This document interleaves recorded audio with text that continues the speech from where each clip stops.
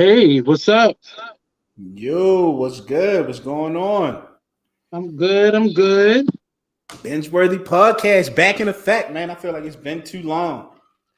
We've Way too taken long. a little hiatus. We actually did two episodes in season three, and this is our third in season three. Um, and it just been a long year. Actually, around the time we took the hiatus is around the time that we started one of our things that we're going to talk about today. So our events, our artist things that we gonna talk about. So, how you been? I've been great, man. Yeah, I had to take some time off. New addition to the family. Yes, Um, yes. baby Orion, he's already being groomed Old as a man in the Batman city. fan. Yeah, absolutely, absolutely. He's been here before. Maximus, he's in the throes, the full throes of the twos. So we Mm, got that going on. But nah, man, it's been good, man. It's been great.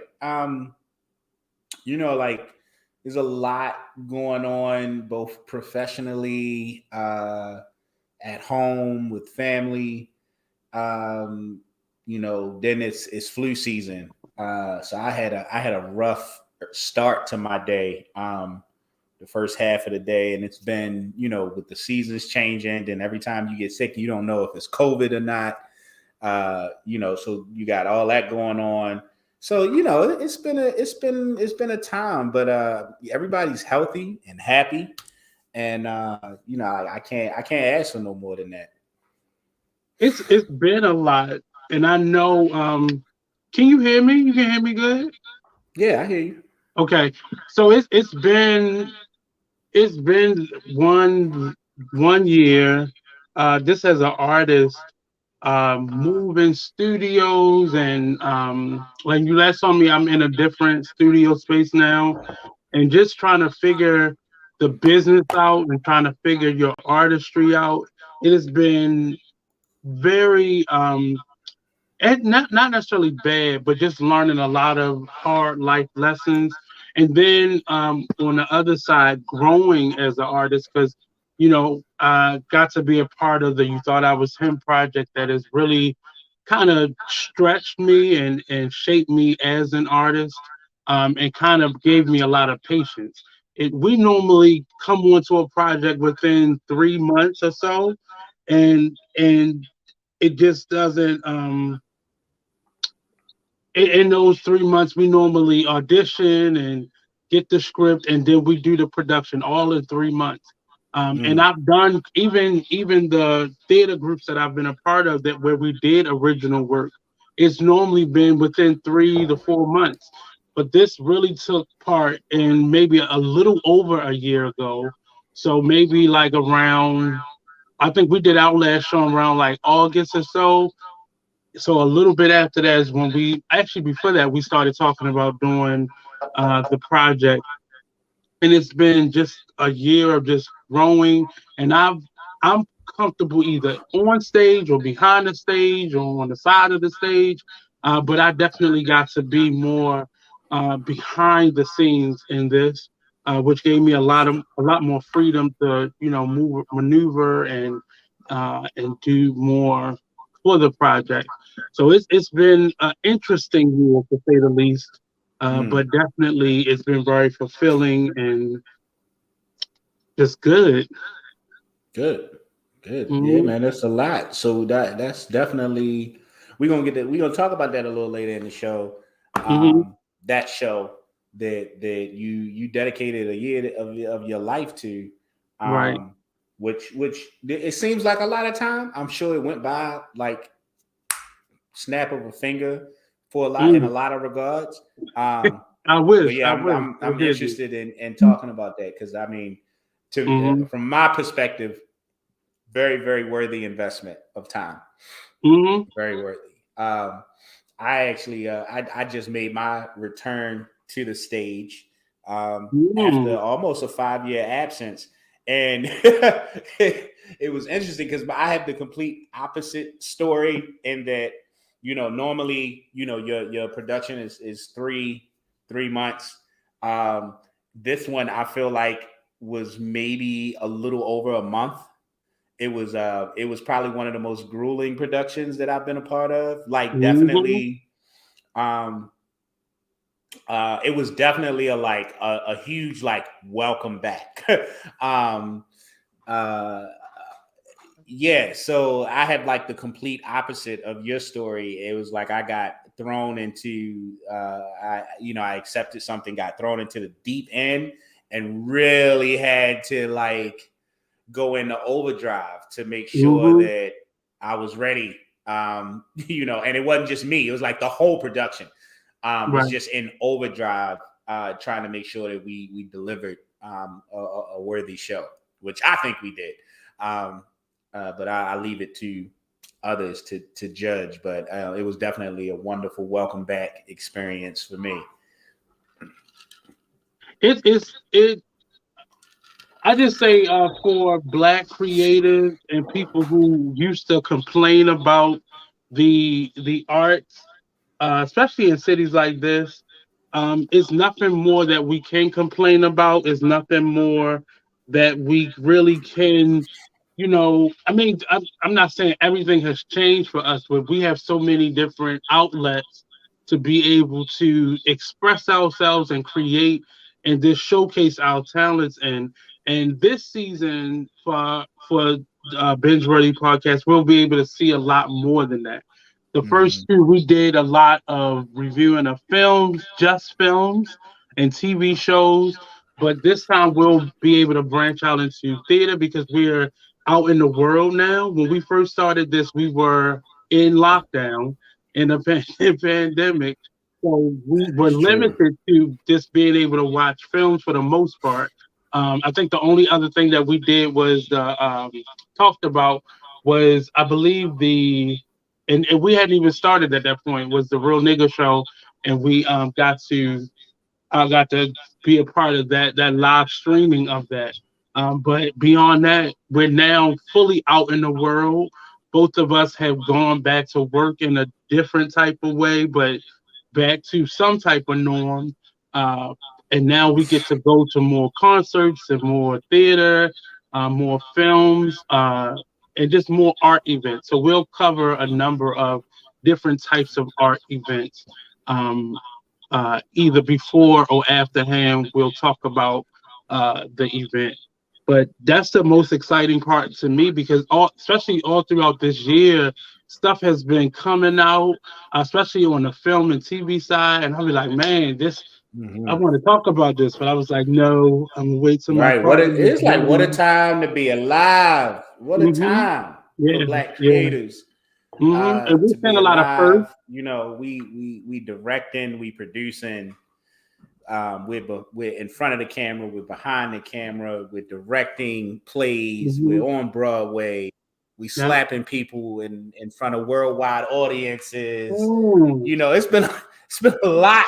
It's been a lot going on. It's been a And we're lot. going to talk about all of that. So we're going to go back and bring in a little bit more of the podcast format in us discussing art. And we're going to pull from a lot of those past things because it was plenty of times I was, itching to be like, "You ready, George? You ready? You ready? You ready?" And But like for anybody who's watching, like it wasn't like he was just ready.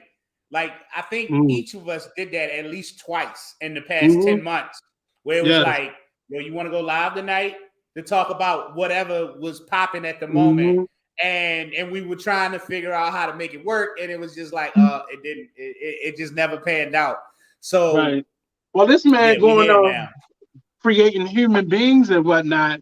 So we had Yes, to yes, make it yes, work. yes, yes. I'm done with that though. You know I don't think so, that sir. that I think that's I done. think No, there's come on, plenty more chill. in your future. Well, no, chill, chill, chill. We're not even doing that, man. Like I got a starting five and a six man off the bench. Like I'm Hmm. good. Okay, I'm good. okay. We'll see. We'll see. Time will tell. Time will tell. Uh, but Hey yes, man, my it's wife is definitely watching. We need to been chill. it's definitely been just a creative whirlwind. Even some of the things that I've gotten to go and see. I've seen a couple Broadway shows. I've seen a number of art shows. Hmm. And it's just so much stuff, especially here in Baltimore. So many things are going on, and I'm talking to my friends that live in other places, and I'm seeing just a resurgence of art because during the pandemic, a lot got shut down and we were really restricted to what we could do virtually.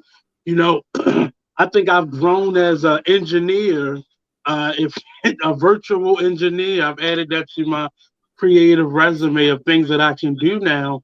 And we have it actually expanded. We have a show, another show on this network that I've started in the last year. So I've been kind of busy. You know, when one thing pauses, I got to keep it moving. Absolutely. And that's just been my way of coping throughout this pandemic and just keeping busy. And that's just me as an artist in general. So I'm Stay always willing to thirsty. take on a challenge. But Stay let's thirsty, my friend.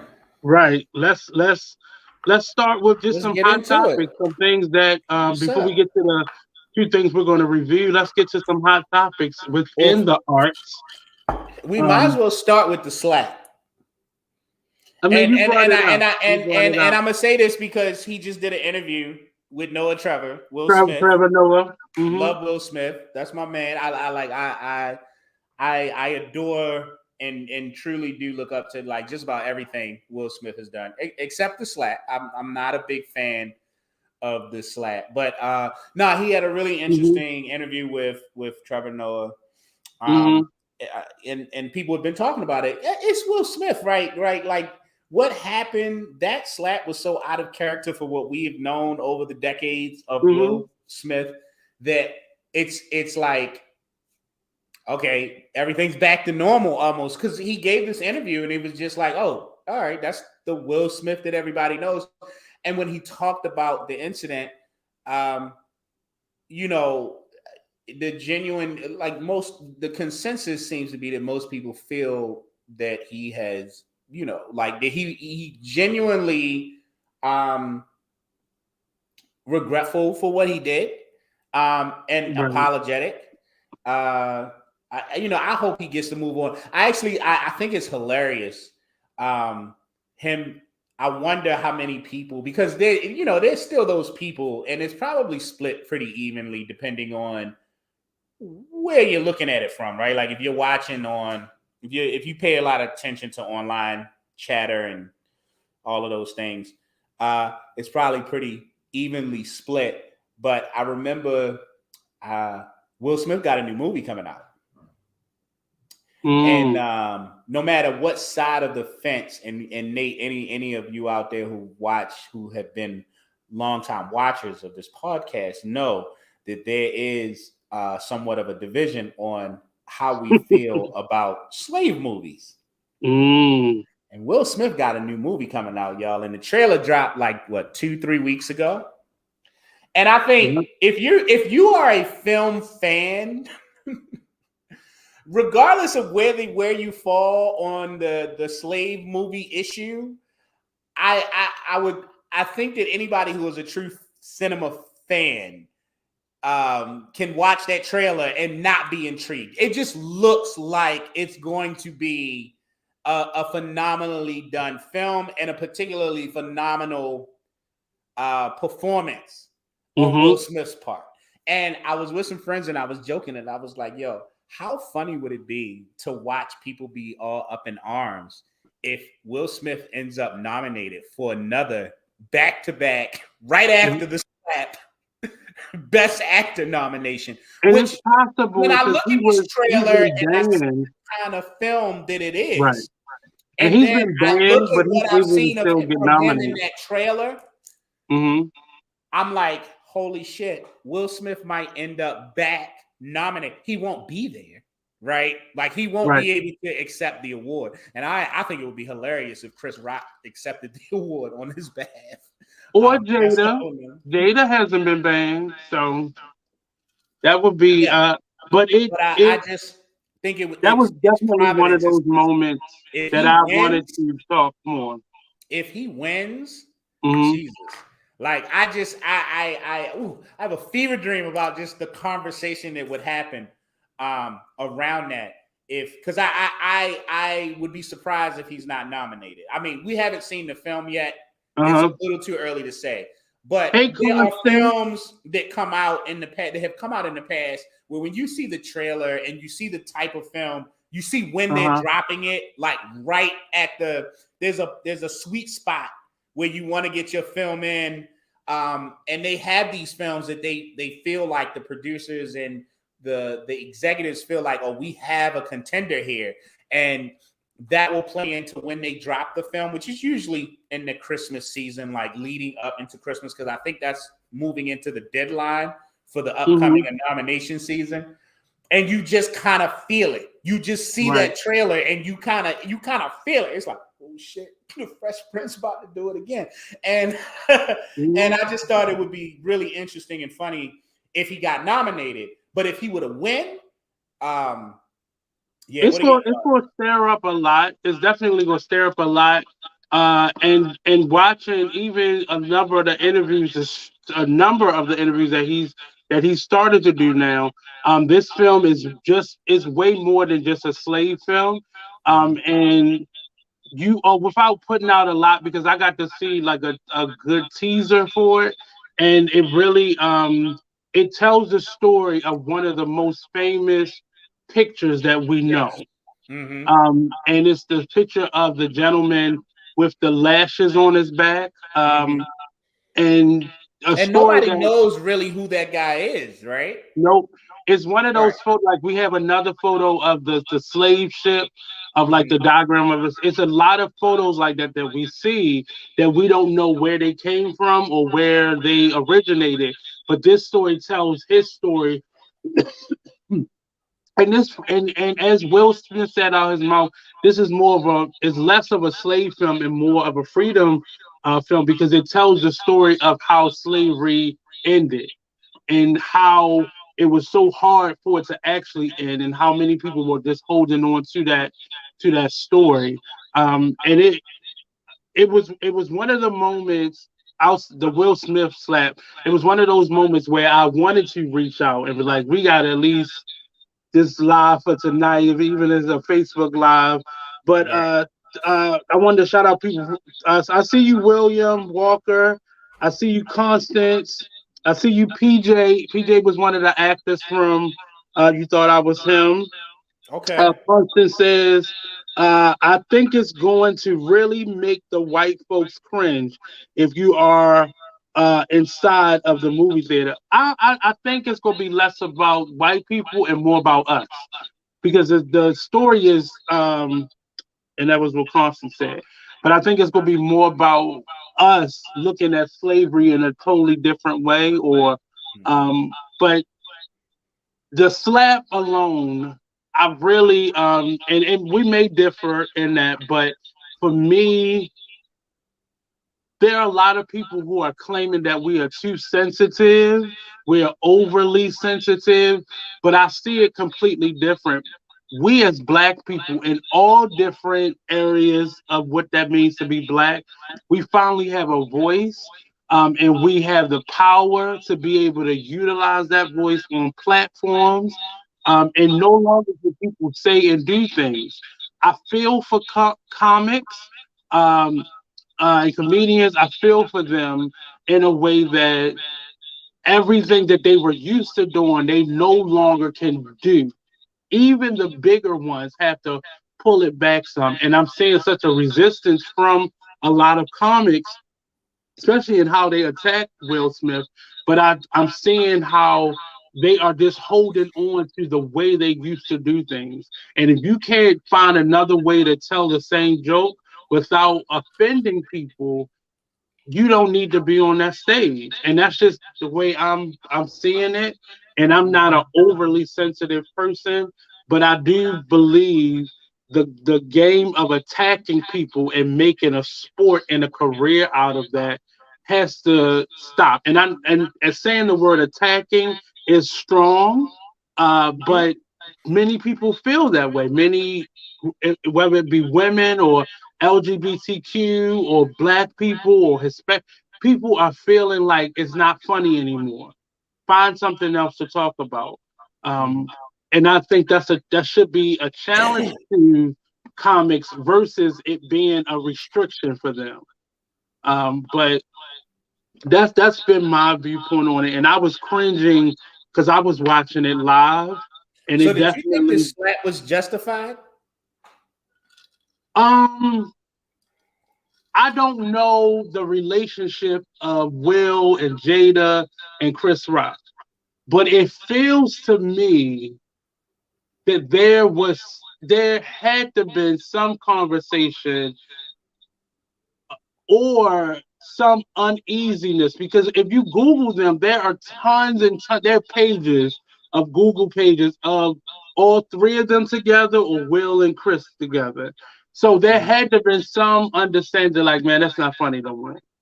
And they got that was their first time coming to the Oscars since Jada had put out some type of support message because Will had never been nominated before. And that's the Oscars You So Black. Now everybody had something to say, but they made a big to do about Jada voicing her opinion about Will not getting, and I can't even remember the name. I think that was that the Pursuit of Happiness, or I'm trying to remember the film that he wasn't So it nominated could have for that been The year. Pursuit of Happiness. I think he was nominated for that. I'd have to look it up, but I think she may have been talking about Concussion. Okay, okay, yeah, Concussion, and I'm not 100% certain. I'd have to look it up, but I feel like Concussion is the film that came out in the middle of that whole Oscars so white okay. thing, I couldn't remember where which one it there was. was a thought that Will Smith would, again, this was another film that I think in the marketing and the lead up to its release, it was Mm-hmm. being touted as a potential Oscar contender. And then I feel like just by the dates, um, uh, and let me look it up. Let me look it up. But I'm fairly Right, certain it was but Concussion that came right. out in the midst of the whole Oscar But so that's white. that's where the Chris and Will and Jada thing, like that's where a lot of people were sourcing the reason behind or the catalyst behind Chris Rock, and he joked them a lot. But in my mind, I'm not a comic, but I crack jokes a lot behind the scenes, and there's a time and place for things, and that was something I had to learn. Just because it's funny, you can't say it. Sometimes it's inappropriate to say, and sometimes you have to be able to read the room. And I heard that phrase a lot. And not to say that Chris Wrong was absolutely wrong, but you knew, and they the public and the media tried to make it about Jada Pinkett having alopecia, but I think it was more, it was offhanded. Like, leave them alone, Chris. Like, no matter what the joke is, don't do that today. Not today. And I know how the people who are, the contenders for the big awards, they're normally the best fodder. But some should have been like, last time you was here, Chris, you wasn't the nicest to either of them. So let's not go there. And mind you, this wasn't the same awards, but it was the I can't remember her name, the trans artist who attacked them kind of on the red carpet. So things were already a little like, who will joke them the most? But to me, I'm not a big fan of comics right now because the way they jumped on Will Mhm. and the toxicness of it all, I think many men, I don't know many men who would have went up on the stage, but I think it would have been something backstage, or there would have been talk of something happening backstage. And they've been calling this man soft his whole career. Like his whole career, he's been the soft But come on, yo, artist. like I. So let me just say this. You said something just now that I think is really relevant. You said that you don't know too many men who would have live in front of the cameras walked up on the stage, right? But Right. there may have been a melee or some words exchanged or more Backstage. Right. backstage. Yeah. And and I think that's where Will went wrong. I actually like my take Yeah. on it wasn't that he slapped Chris. Where? Yeah. It was where and how. It was like, listen, as a black man, from a cultural perspective, we like to joke, we like to laugh. There are Mm-hmm. certain things that, like, even when you're amongst your circle of friends, that are off limits. One of which, and I don't feel like that's that's not something that's just black people. I feel like there's Mm-hmm. probably a handful, if not more, cultures out there where it's like, look, we can joke, we can laugh, but the wife is off limits, right? Um, Right. and Especially if that wife where has been the physical butt of jokes. confrontation or very tense Right. interaction would happen. Uh-huh. Where I was disappointed in Will is that he did it the way he did it. That was it. That was it. Like, Right. I would have been as entertained having read something from the Mm-hmm. Hollywood Reporter, or what's our site called? Um, the online site that breaks all of the drama and the tea. Oh yeah, I would, yeah, yeah, yeah, yeah. the Shade Room. I would have Mhm. absolutely been fine with reading the Shade Room or the Hollywood Reporter about this backstage incident between Chris Rock and Will Mhm. Smith over his comments about Jada. I would have like if a cell phone video had surfaced of a slap Mhm. backstage. I Right. just thought that I thought it was below him. You It know, and and it and it this thing absolutely about being was. called and this thing about being called soft his whole career. It's like Mhm. there's only a certain type of person that's gonna call Will Smith soft. Uh-huh. It's not like it's everybody. He's not universally soft. Will No, no, Smith no, was a no. rapper. Will But Smith was a but rapper. in Will this case, Smith was he a hip was. hop artist. Will Smith is a hip hop artist originally who came up in a time where hip hop was all about how hard you were, how bad you Mhm. were, how violent you could be, and all of these things. So, literally, the only space where anybody is really like he's soft is when we relate the fact No, that he was and a I think rapper. this is one of the exceptions where no, because people's children nowadays was looking at Will Smith because it's been something that's even then. I don't know if you remember Will Smith from the 80s, but that was still a thing. That was still Yes. because he was the goofy rapper, so he was Okay, never but hold really on. But that was given that. all. But what I'm saying is that if Will Smith had not been a rapper, it wouldn't have Mhm. been a thing. Like, Will Smith was no different from like a Bill Cosby or Martin Lawrence. Martin Lawrence never developed the he there was never a space for people to be like, oh, Martin Lawrence is soft. There was never a space It was for people to never be that like, never Bill happened though. Cosby was soft. It Will Smith had that space carved out specifically for him because unlike the other comedians that he kind of came Mhm. up alongside of or right behind, um, But he wasn't a they were more comedian one though. dimensional. They were just comedians. But Where see that Will that's the Smith thing. was, Will Smith was never a comedian. He became a mm, comedic actor, but he was right, never but a comedian. but my point is that if Will Smith doesn't start his career in the hip hop world, Will Right. Smith doesn't then end up with a circle or a space where people are like labeling him soft. He's been labeled But he soft wasn't. I don't. because of So I don't think he his choice. initially was like the soft rapper, but once he No, started I think he making was. I movies, think he was. I think but he but was. I but see think you, that but you see you're saying it though. But I think it started when he first did, and we reviewed this movie, 6 Degrees of Separation. That well, that movie, probably unlike added some to it, but other I don't think that's people, where it started.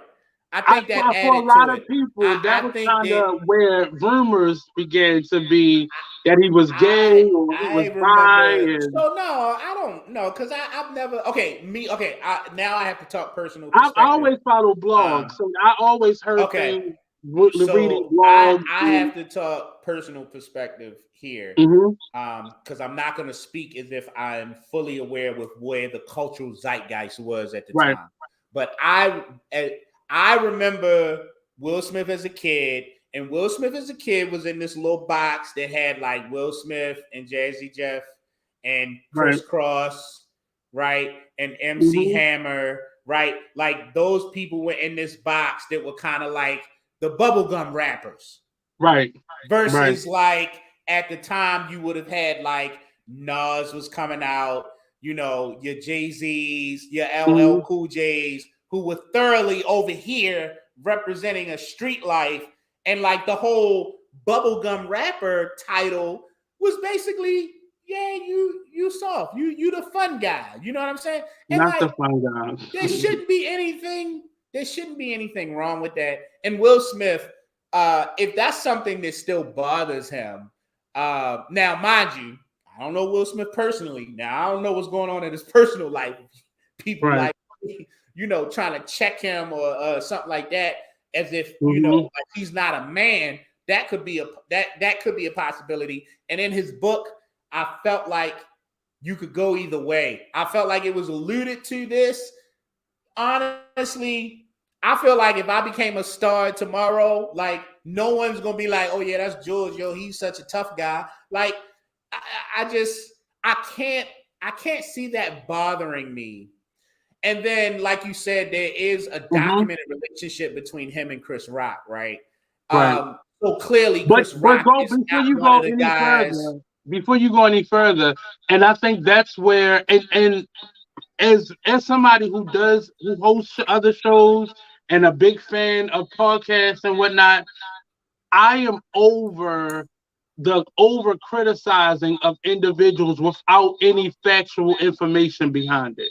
So right now we're doing a form of just giving a we're just talking about it. But there are media has turned into a place where they'll take one morsel and beat it Mm, to death and make that the narrative simply for yeah, likes and giggles. And it's a very uncomfortable space because we say things. Well, for me, I wouldn't be, but we don't know. And I've read his book. I've read his book a mhm. couple times, and reading that book, he was already in a space of being unstable in terms of his upbringing, in terms of some of the trauma he had A gone lot of through. people definitely took that away from the book. And then even Right. Constance in her comment here, Mm-hmm. um, you know, it could have, you know, it could have been trauma, which Mm-hmm. is fine. I just, you know, like clearly something was wrong for Will to do Right. that. You know what I'm saying? Right. Like clearly something was wrong, and I don't think there's any argument there that there's something was going on with him that would make him Mm-hmm. do that. Because my only point is that that's why I was disappointed, because I felt like the Will Smith Right. that has been portrayed to all of us would have just been smarter than that. Like he would have slapped him behind stage. You know what I'm saying? Like not Right. not in that way. And That's it. I'll liken this to me, and that's why the situation was really awkward because for the most part, people would tell you that a few things about me, but they won't ever say that I'm an asshole. Mhm. But a person can only take but so much, and I've been in situations like that, and I'm not on a Will Smith level, but I've burnt bridges for that very same reason. You dealing with stuff, Mhm. and people not respecting that. Let's stop because Chris kept going. He kept going with it. It was a couple minutes of that. And the fact that you're not even sensitive to be able to read a room and realize, even if somebody is chuckling, maybe it's an uncomfortable laughter. So let me go in there with a quick one and let me back out because everything already sensitive. But I think it brought out a lot of what is wrong with us as black people. Like we don't we'll go at you and get mad when you react to it.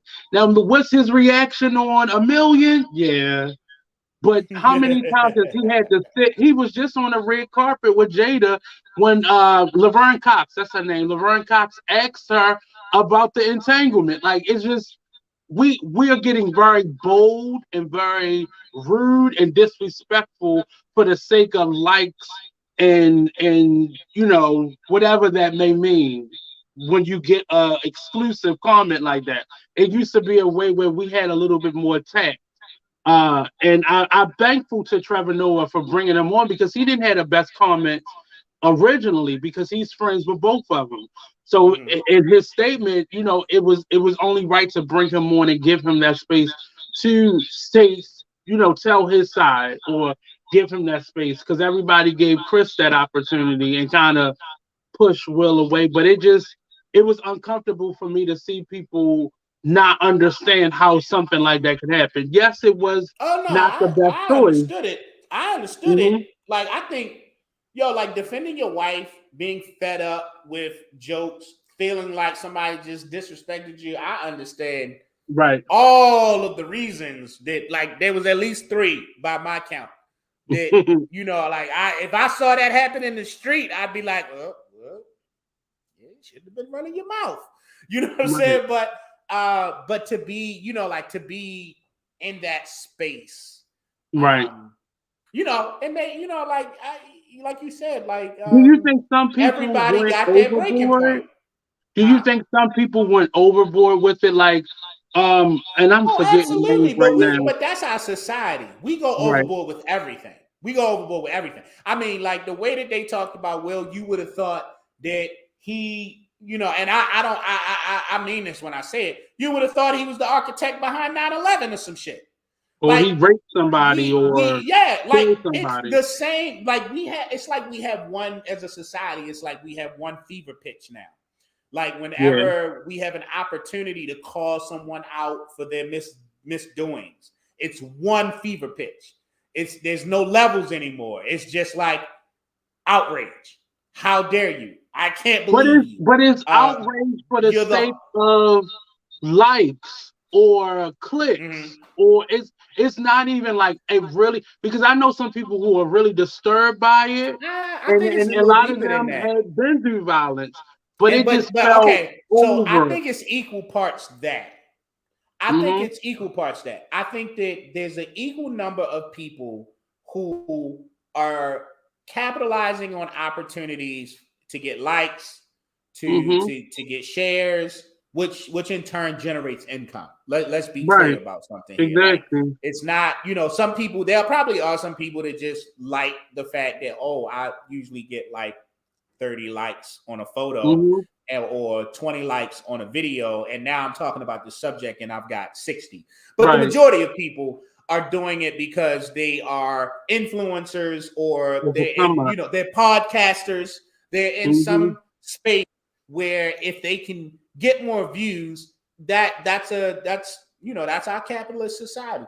But I also think that there's an equal share of people who are just going through shit themselves. You know Yeah. what I'm saying? And a lot of people who feel like they are getting the shorter end of the stick in life. Hmm. So when you feel that way in your soul, like when there's something going on that you haven't been able to shake, Right. and the I think the worst thing is when you see a celebrity or a person of note kind of get away with it.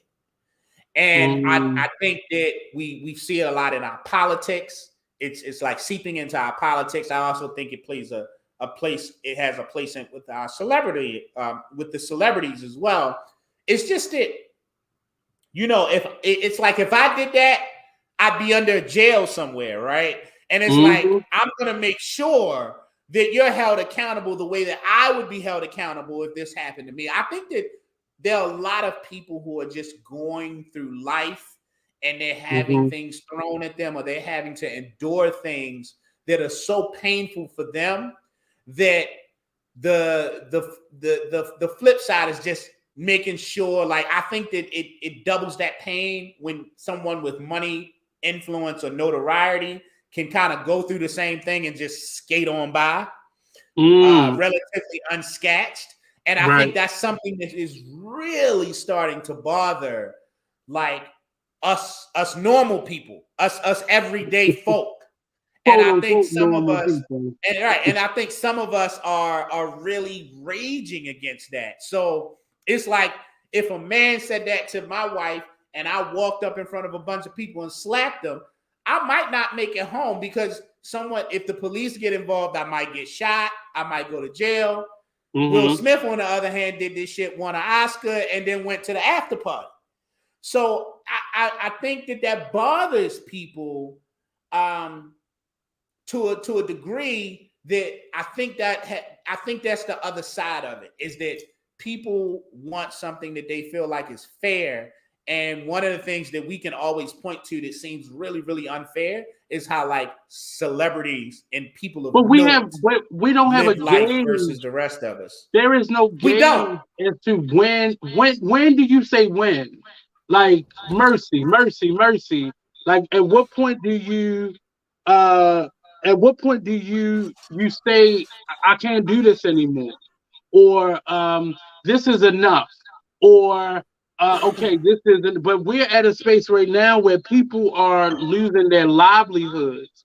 People Mm-hmm. are losing Yeah. their money. They're losing opportunity. Like all all of the some of the films, and I'm sure Shout people are out to going to Jameson. slowly once Get a they see this. shameless plug right here. Right. See if you can Once get us they a see check. the once they see, how good this next film of his is, people are slowly, okay, then we'll start talking about, Bad Guys 3, or Mm-hmm. we'll start talking about this project, because he's doing another project right now, Mm-hmm. and he hasn't really lost work, because there's always going to be somebody like, well, Yeah. I must support him.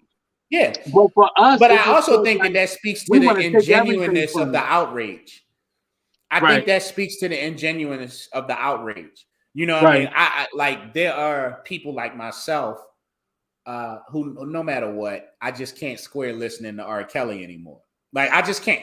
I'm not even going to argue with anybody. That's just my personal. But my distaste for what he was accused of and what he did was Mm-hmm. very. It's a genuine one. It's not. I'm not looking for likes. I'm not looking for anything. It just doesn't square with my soul. Right. I think that a lot of times the outrage that we have, particularly with our celebrities, it's not as genuine as it feels in the moment. And when something is not genuine, it's hard to sustain. Like anything in life, if it's not coming from a real place, if it's not coming from a genuine place, it's going to be hard to sustain that.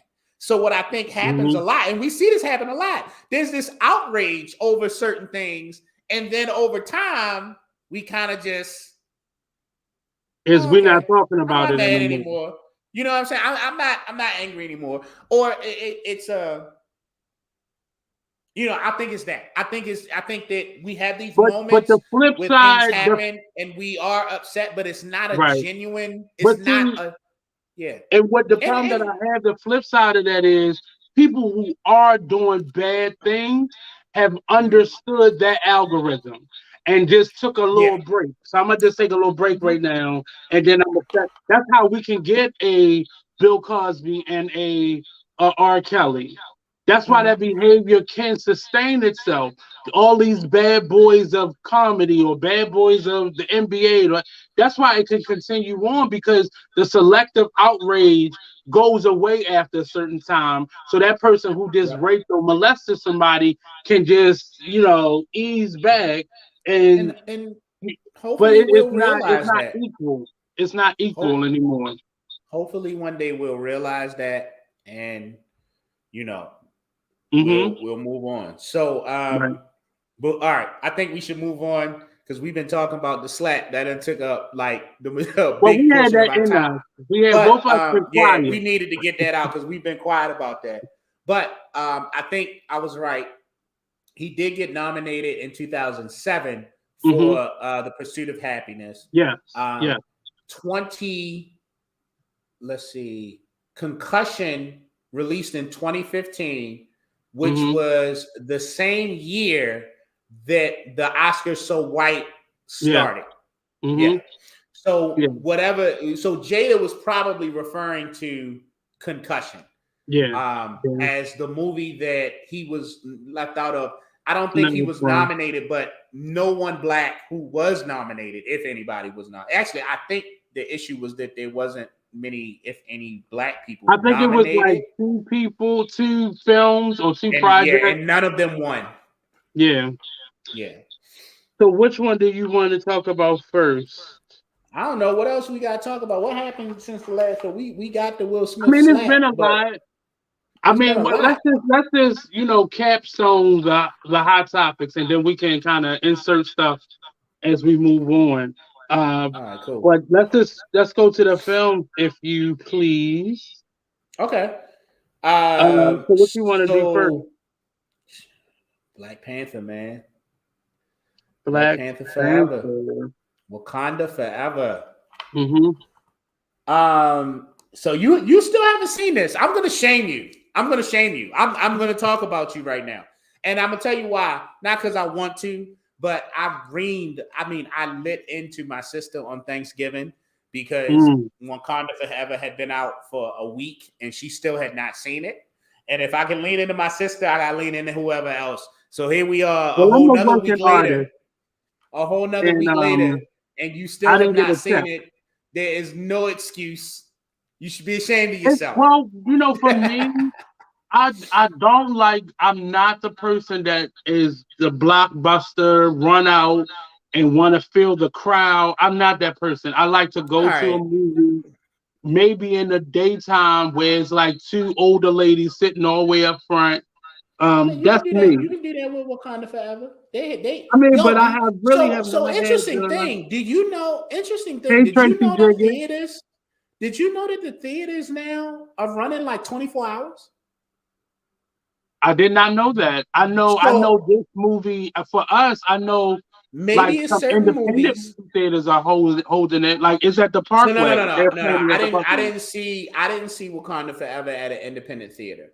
But when Hmm. I went to look up tickets, and I went Hmm. to look up tickets before we actually saw the movie. So like we knew that we were going on this day. I think I Hmm. started looking them up like a week before. Movie theaters were running Wakanda Forever Hmm. 24 hours.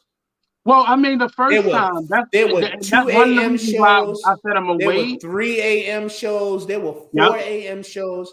Yeah. And I saw that and I was like, what? And then a week later, when we purchased the tickets, my wife Hmm.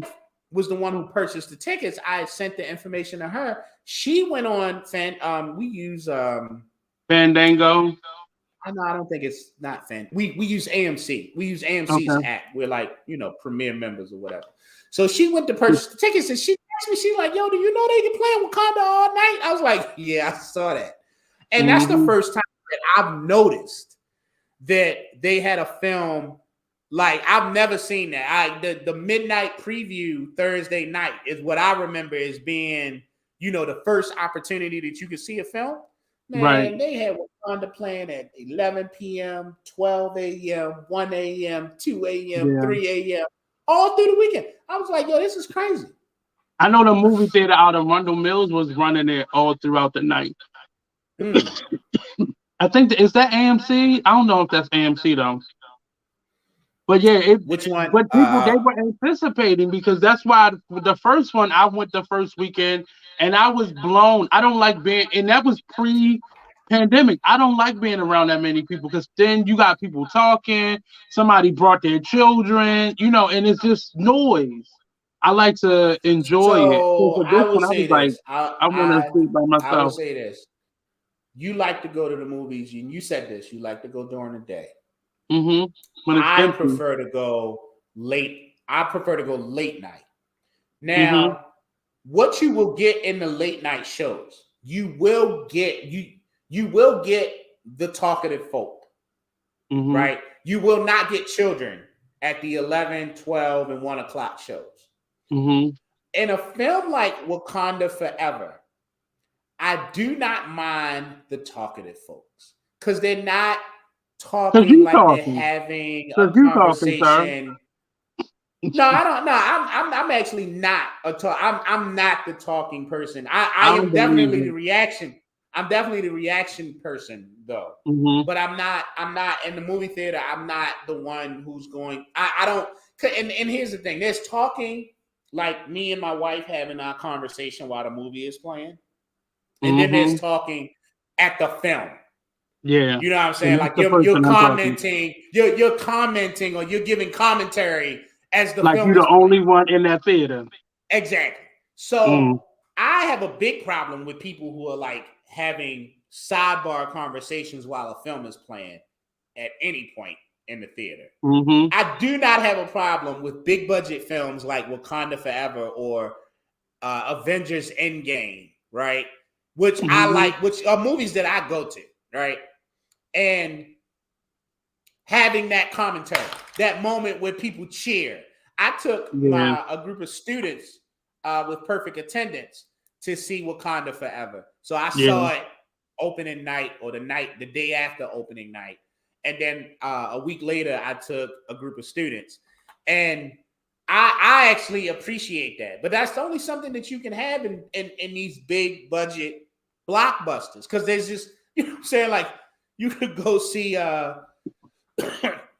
you could go see a movie like, Concussion, and like there's no reason to be talking back at that movie. But Yeah. Wakanda, so like when the Black Panther finally shows up in Wakanda Forever, like all of the kids, and we went a private viewing, it was about 150 Mm-hmm. kids. They all cheered. And like for like 2 minutes, it was like a Mm-hmm. long cheer. And like I can appreciate that at a movie like Wakanda Forever. Um, so you'll get that in the late night. Um, but yeah, man, like that communal part, um, for some movies it's appropriate. For some it's not. Yeah. There are a lot of movies where it's not appropriate at all. You And know, I uh, always, and this my luck, I always seem to find the and I was going to go see that, but at the Parkway, they were playing it midday, and I saw two buses uh pull up while I was getting my ticket, and I mm, was like, they about to come in here and watch this movie. I'm not gonna do that. hmm. Because I would have been I don't want to be the Debbie Downer, but it was for Right. You don't want them. to be So the I guy was that's like, like, I'm gonna just wait. shh. Right. So I'm gonna yeah, just wait because I um, saw the two bus loads and I was like, nah, not today. Mm, phenomenal, right. phenomenal film, phenomenal film. Hmm. Um, I was just proud. Yeah. I was proud because I think they did something incredibly special considering the conditions, right? Hmm. This movie is this far away from being as good as the original. It is And they not as didn't just good. skip over the It fact. They is didn't just not. act like It what is happened not. didn't happen. It is not as good as the original, but Yeah. it is damn close.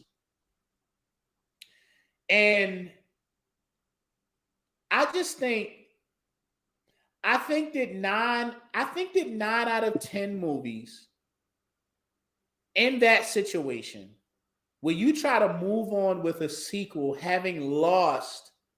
Hmm. So there's two situations here. So you lose the actor portraying your main character, and then you immediately make the decision not to replace that actor. Okay, so now Hmm. so if the loss of Chadwick Boseman is a 6 foot hole, you dug another 4 feet. Hmm. Okay, by making the decision out the gate that, you know what, we're gonna move forward and we're not going to replace this. We're not going to replace this actor as this character. But I appreciate that. That Oh no, is, I and do we too. talked I do about that too. before. I no no no. I do too. Hmm. I appreciate it.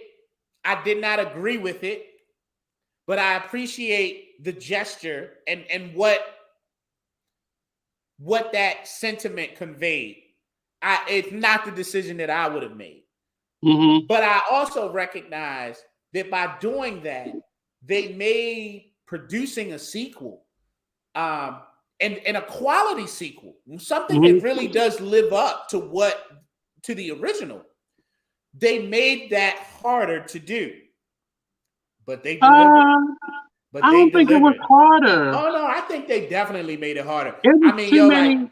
Like this one, I feel like the women were very prominent in the first one, but they really made the women prominent in this one, and that was a and lot of that the and clips that and I and that's what saw. I'm saying. Like that is what they did phenomenally well.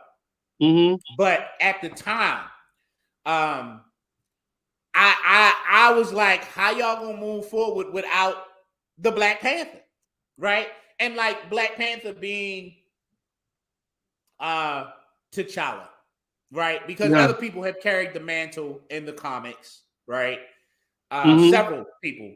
And I'm not gonna, because you haven't seen it, so I won't spoil, I but mean, talk about. I mean, I don't mind that because no, no, I can talk about it I without still have spoiling to it. watch I it. can talk about it without spoiling it. But Hmm. I guess my thing was that, a lot of people compared this to other characters, other comic book characters, and would they have made that decision, like to not recast, to move forward with a different narrative altogether? And here's why I think, and this is my recollection as comic books, right?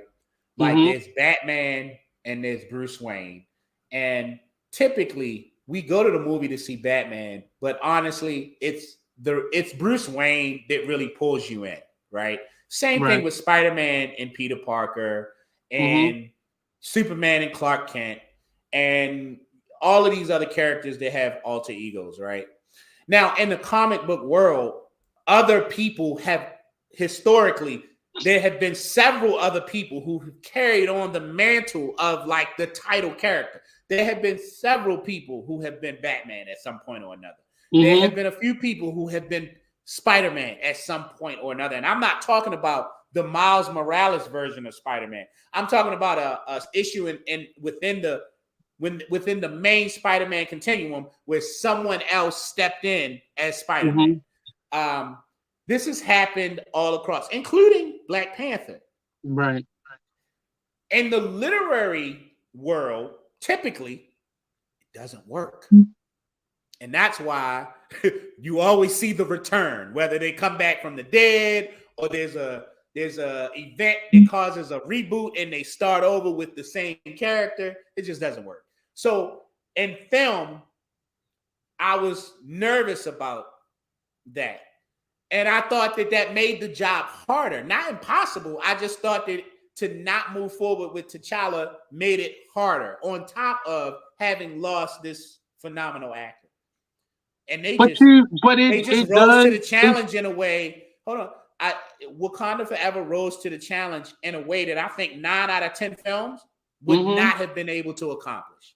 Right. I'm just sorry. I was I walked out of that film like, first of all, it was enjoyable as hell, and I was just like, damn, they really did that shit. They really did it. And did it well. It wasn't gimmicky. It was really like Hmm. they just let the supporting characters do their thing, and I was like, damn, that worked. That But really it worked. won. It showed that it is possible to carry on a story without such a dominating personal individual. So because he had, especially the fact that he passed away, it wasn't like there was controversy around his life or something.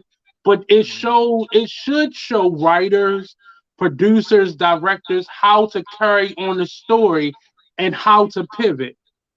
It would have been destructive for them to just simply replace him, or just like it was talks that the one young woman that's in the front of this photo, they was going to make the sister the Black Panther, or they were Mhm. going to find another person. Like, it did not make any sense, and it does not make any sense when you just gloss over or you act like that this didn't happen. I think it's going to be, it should be a template for even when there's controversy around an actor and they have to Mhm. replace or they have to get rid of them in the So subsequent sequels and such. so But that's it an should show them how to interesting. do it. We should talk about that, and I don't want us to get into a deep discussion about it right now, because I just think it would be a Because we divergent can from. Yeah, we can, but we're not going move to, over a because little it's a bit, divergent. George. But we should have a discussion at some point Hmm. in the show, and I'm gonna write this down about. Hmm. So back in the day, Hmm. for a variety of reasons, whatever, recasting a character was not a thing. It was not a thing. It was just like, okay, this actor is not working out for whatever reason, and next season we're coming in with a new actor. And it was the And dumb. It's so dumb. we should talk about that and why that's such a thing now. Because it really doesn't happen like that anymore. Like every Because time you it want to read, destroys the continuity. It it does. destroys it. It does. And But we talked I about it on a wonder. couple films. We've talked about it where they'll do a remake of something, or like the Aunt Viv character. Like Uh-huh. it's detrimental to the story because now you're focused on that character alone, and Remakes, I the story understand. becomes about that. Remakes, I understand. But I do not understand why. I do not understand why and how it seems to be a no-no to just recast characters nowadays. And I respect it because now it's not the studios trying to think for us. The public is actually speaking out now and like, no, that's going to be dumb. Mm-hmm. No, that's going to be dumb. And I'm and Yeah, I'm but I and think we on should the have that. side where it's a remake, I understand it. But if the person is still around, Mhm. why not let the story grow? Like No continue. longer can we keep they're and them not doing that anymore or feeling like they can't do it anymore. It's Mhm. because people are tired of seeing recycled stories. So you don't want to make a new movie. You want to take the same script and just put a different face in it. And that people are tired of That's seeing that. good. You're not gonna keep getting my money just because it was a good film. Don't mean anybody can do that or Yeah. anybody. It was that character or that configuration of characters that made that so great. I don't want to Mhm. see a different color person. I don't want to see, unless it's in a different format. Whoopi Goldberg is not a singer, so I wouldn't expect for her to be on Broadway. And the musical, right? Yeah. Well, right. So I understand that. And there's times where it has to be done differently. But like you said, people they don't want to see that anymore. I'm not gonna keep giving you my 15 and then 25 and probably be $30 now to do the same story. Just make the person age or tell the story from a different perspective. I mean, Mhm. very few people can say they are immortalized. So now Chadwick Boseman is immortalized in this film. Like Well, that's yeah. something to say. Like you didn't try to Mhm. skate over the fact that this Yeah. man has passed away, You're right. but you did it with decency. And I'm sure this was very honorable to his And family, his wife. it felt like that. It Hmm. felt like decency. Hmm. Like Right. knowing that you can make this good of a film by just continuing with the characters made me Hmm. realize that while they made things harder for themselves, they did that intentionally. Like they didn't take the easy way out. The easy way out, I see now, would have Right. been just to like, I don't know, call up Michael B. Jordan, or you want to recast T'Challa, just call up what's my call up another black actor, like, hey, you want to come and take this role? Another young black Um, actor. Yeah. Yeah. that would have been the easy way out. Hmm. They took the more difficult sell and Hmm. really showed that if if you have a good story, that's really what's most important. And at the end of the day, Wakanda Forever was a great story. And And respect your actors. I had issues, and we talked about this. Hmm. I had issues because everybody was talking about who was going to be the new Black Panther, right? Hmm. And I had issues with everybody because, and one character in particular was the sister. Yeah. And my issue was that in the comics, she does become the Black Panther,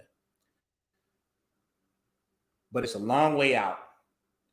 And she went through an entire character arc, right? Hmm. That brought her to being the Black Panther, which also encompassed her being ready to be the Black Panther when she Right. became Black Panther. And I just could not see them being able to bridge that gap between the Shuri of the original Black Panther and the Shuri and the Right. sequel. But what I saw But overall what was they did, one in respect to the story, but mhm, ultimately, and it shouldn't just be because of the multi-billion-dollar films. It should be mhm, done, especially for black films and black art. It should be done across the board because there's respect for the actor. Is respect. right, I felt like this film brought back that same respect for actors. You can't just replace somebody.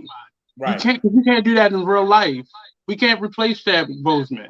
So how dare you try to do that in a film just to get money? And I think black art is at a space right now where white and non-black people have to respect black art.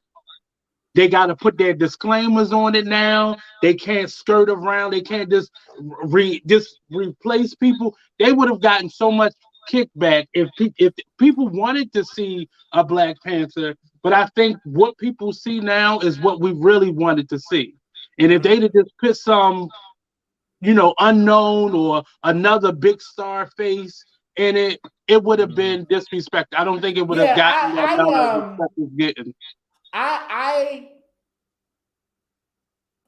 it would be a hard sell for anybody to convince me that Hmm. recasting T'Challa at this point would have resulted in a better film. It just I agree. It would I don't not think have you could been convince me of that no. at all, because one of the things that this film does is it acknowledges that loss in a way Hmm. that makes it now believable that any of these main characters could have been ready. I'm not going to say who becomes the Black Panther, but it makes it a believable, like, the loss itself is what prepares them Hmm. to step into those shoes. And it's And then and it I does it think, in a way that is absolutely believable. but see, Because the even for film is really me, all about dealing with grief right, and right, loss. And right, they which and is they real, a utilize real that in life a thing. way. And right, they utilize that in a way because what it really encapsulates is how people tend to rise to the occasion. Hmm. You go through loss feeling like everything is at an end, and yet, it almost reminded me of how in those real tight-knit families, right, where you have a Hmm. matriarch and the Hmm. matriarch passes away, and there's this turmoil period, like, oh my god, like, who who's who's gonna take care of this, who's gonna take care of that, Hmm. who's where we going for holiday, for family gatherings. Right. Someone always steps up. It's like inevitable in every family. Someone steps up, Hmm. and that's your person who is, and they may not go on to become the matriarch, but I think the point is that someone always steps up, Right. and in that stepping up they empower others to step up, and that's what it But was. even in this, I saw a couple different things that happened. So we go back to, like, say, the Roseanne. You don't necessarily have to kill off a character when there's controversy if you Mm-hmm. stick to the story. Just stick to the story, and you Yeah. can maneuver things. Some things are a little bit like with Roseanne. That was an extreme case. It was hard to just keep the story going when she was the center of the story Yeah. without killing her off. But I think Mm-hmm. it should challenge writers to dig Well, deeper let me and be figure fair. out a way out of a scenario versus just kill Yeah, somebody off or just face replace them. but let's be fair about something. Like, historically, so far, up until Wakanda Forever, a lot of times when I think there's been times where they tried to do that. I think Roseanne is a perfect example where Hmm. you have something that happens and you no longer have your main character. But do we talk I about Roseanne anymore? No. No, well, the show went off the air. That's what The I'm show went just off the saying air. because you can't just. And I think what is happening now in the last few years, I think producers and film have realized audiences are not stupid, and if you have a good show, you'll get away with stuff. But if they would have did the Aunt Viv now, that show would have went off the air. It would have went off. It would have been no way that you could have brought in today's world a light skinned Aunt Viv and kicked out the dark skinned Viv. It wouldn't have worked. It just wouldn't have. You can't do that now. And I it's don't not know if even I about us agree with being that. sensitive. You have to respect us as I don't black know. I people, don't know if as I an agree with that, audience. and I don't know if I don't think it I would have don't worked. know. I don't know if replacing an actor is by itself an indication of a lack of respect. Well, Uh, it is I because back in the day I they think used to do it without even we replace act. thinking Hold about the on. Even in continuity black of it. theater, yo, like we have like there have been times where we've had to replace actors in theater where we for whatever reason, like the show must go on. You know what I'm saying? Like But I that's think still that a there's a different medium, difference though. when I think there's a difference when even in film in television. I think there's a huge difference between a breakdown in contract negotiations, Hmm. or in the case of, from what I've read, in the case of the Aunt Viv situation, my reading of it was that she just felt like she was too good to be next to this goofy ass kid who's running the show. Well, we know that that's not the truth So, anymore. and that's We know not that all that's this. not I'm pretty sure the that's not the story. whole story. But my Well, point they is, said it in she didn't. the She reunion didn't. show. It wasn't. She It was Will Smith not knowing how to deal with conflict. It wasn't necessarily that she was difficult. It was him not So okay, understanding so conflict. that's what I saw, and what I read into that was him being humble in his normal soft Will Smith self. Because I know I think that Will Smith she was had an slapping the shit out issue. you. You better I think stop. she had. I think she. You better stop. I'm not playing I with Will think Smith no I more. think dark skin and Viv had a big issue with having to work under the direction or the creative control of a child.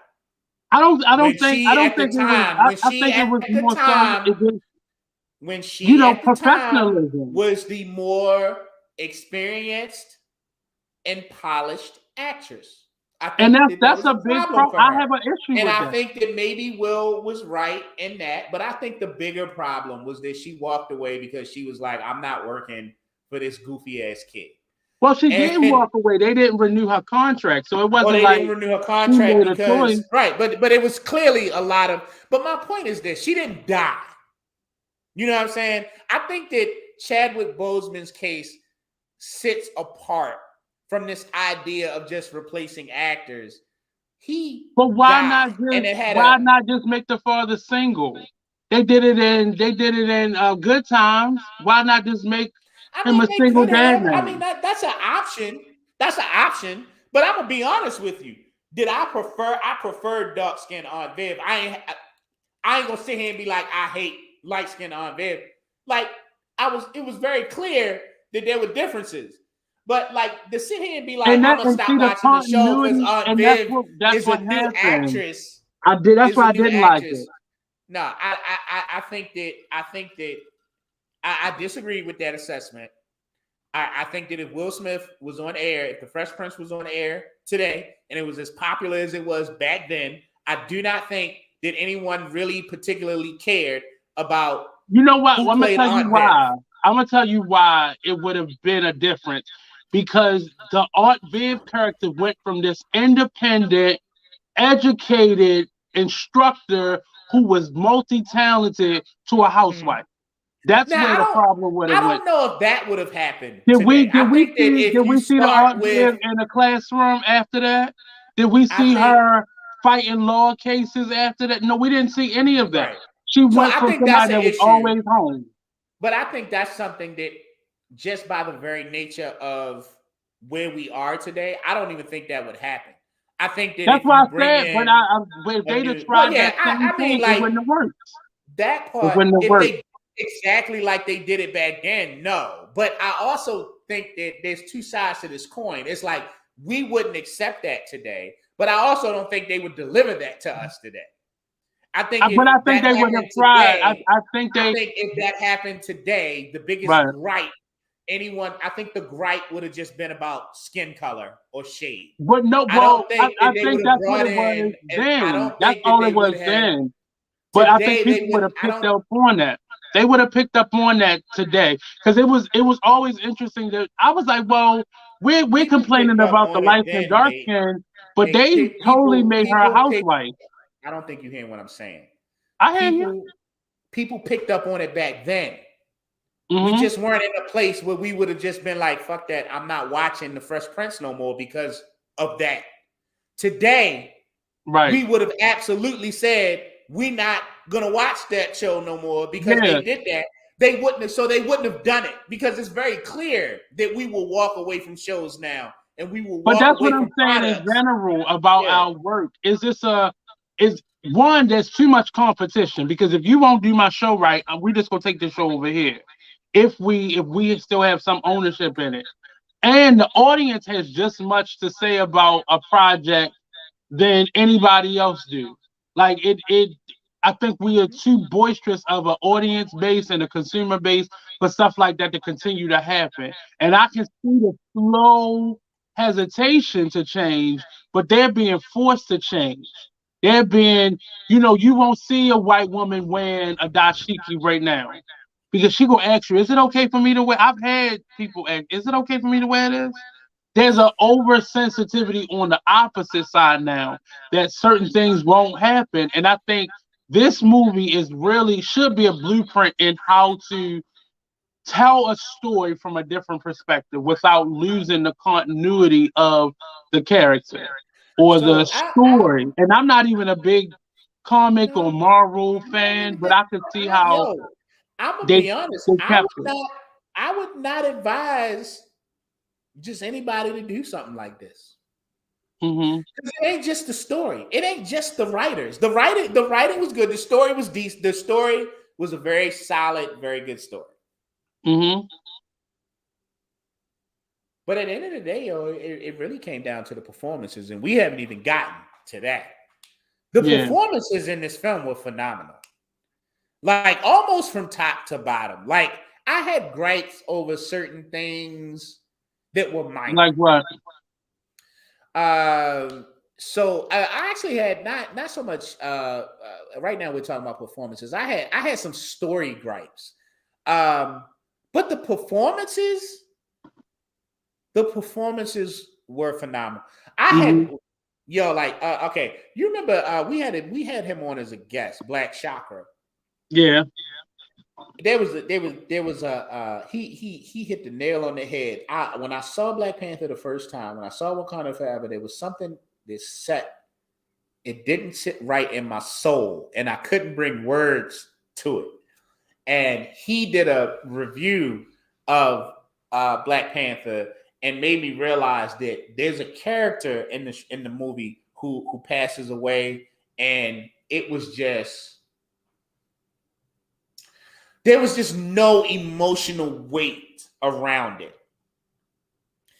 And it bugged the shit out of me. And Well, as who an was your character actor, in this I one? feel like as an act, well, I like you haven't seen the film. Are we doing the I mean, non-spoiler review? with this Or we solid. I still have to watch it. People still, so I still have to see it for myself. But so I'm stuff saying like like that don't spoil it for me. it might be better for me to just talk in a non-spoiler way. And then in the next episode, once you've seen it, Nate, like because you should have seen it by now. You should have seen I it. should have, but ain't nobody But sent me no be- ticket. but here's the thing. We could wait and have Hmm. another We will. discussion after we both seen the film. Hmm. Um, and that bothered me. It bothered me a lot. And when you see it, you'll understand. Yeah, I think you'll Hmm. understand, and we can talk about it a little bit more then. But my point is that the actors really lifted up this material. You know what I'm saying? Hmm. Like in lesser hands, this wouldn't have been the same film. You know what I'm Yeah. saying? There are some scenes, some individual work. Angela Bassett is amazing. I would not be surprised at all if Angela Bassett gets a supporting actress nomination for this. Um, Hmm. just off the strength that the first one was nominated for Best Picture, I wouldn't be surprised if Wakanda Forever was also nominated for Best Picture.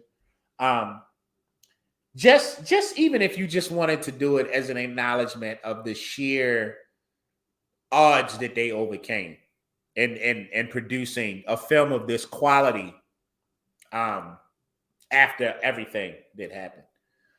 Uh I think they. I Winston have is a note that phenomenal. I think that they'll The actually win again.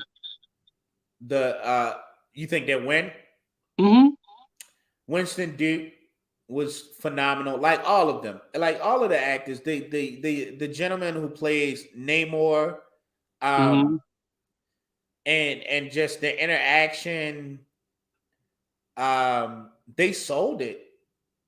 Yeah. That's it. That cast went in and they really lifted that material up in a way that I feel like in lesser hands you would have gotten a lesser movie. You know what I'm saying? Yeah. So writing is a big part of it. You know what I'm saying? But the acting, um, at the end of the day, yo, like if you don't have a cast that can pull it off, like you could be writing the best shit in the world, but if you ain't got the cast to pull that shit off, like Hmm. it could get lost, it could get missed. You know what I mean? And this cast really sold it. Like one of my favorite writers is Shonda Rhimes, but you know, after 5 or 6 seasons of Shonda Rhimes stuff, I was just like, damn, like this story is kind of the same, but It's the same story. these actors are selling it. And I remember, like, you know, watching Scandal, and I was a huge fan of Scandal. And after like season 4, it kind of started getting redundant. Like, Hmm. it was recycling some of the same plot lines and like key relationships. Most notably, her back and forth with Fitz. And, Mm. but, but I kept saying, I was like, damn, but they be selling that shit every week. Like, I can't believe I'm sitting here watching her go through whether she loved him or not again. But it's Again, so compelling because Kerry Washington is really selling this shit. You know what I'm really saying? selling it. And the rest of the cast was right along with her. Um, so yeah, like I like 2 thumbs up, 5 stars to Wakanda Forever. I give it a 9 out of 10. It was very very close to the original. Um, yeah, it was phenomenal. What we It got it next? it it and I can't wait to see it for that reason because everybody is saying the same thing. Um, but I want us to realize this is our time. So wherever your open door is to getting your story out, whether it be a book, whether it be a play, a musical, a TV show, a web series, whatever that may be for you, get the story out.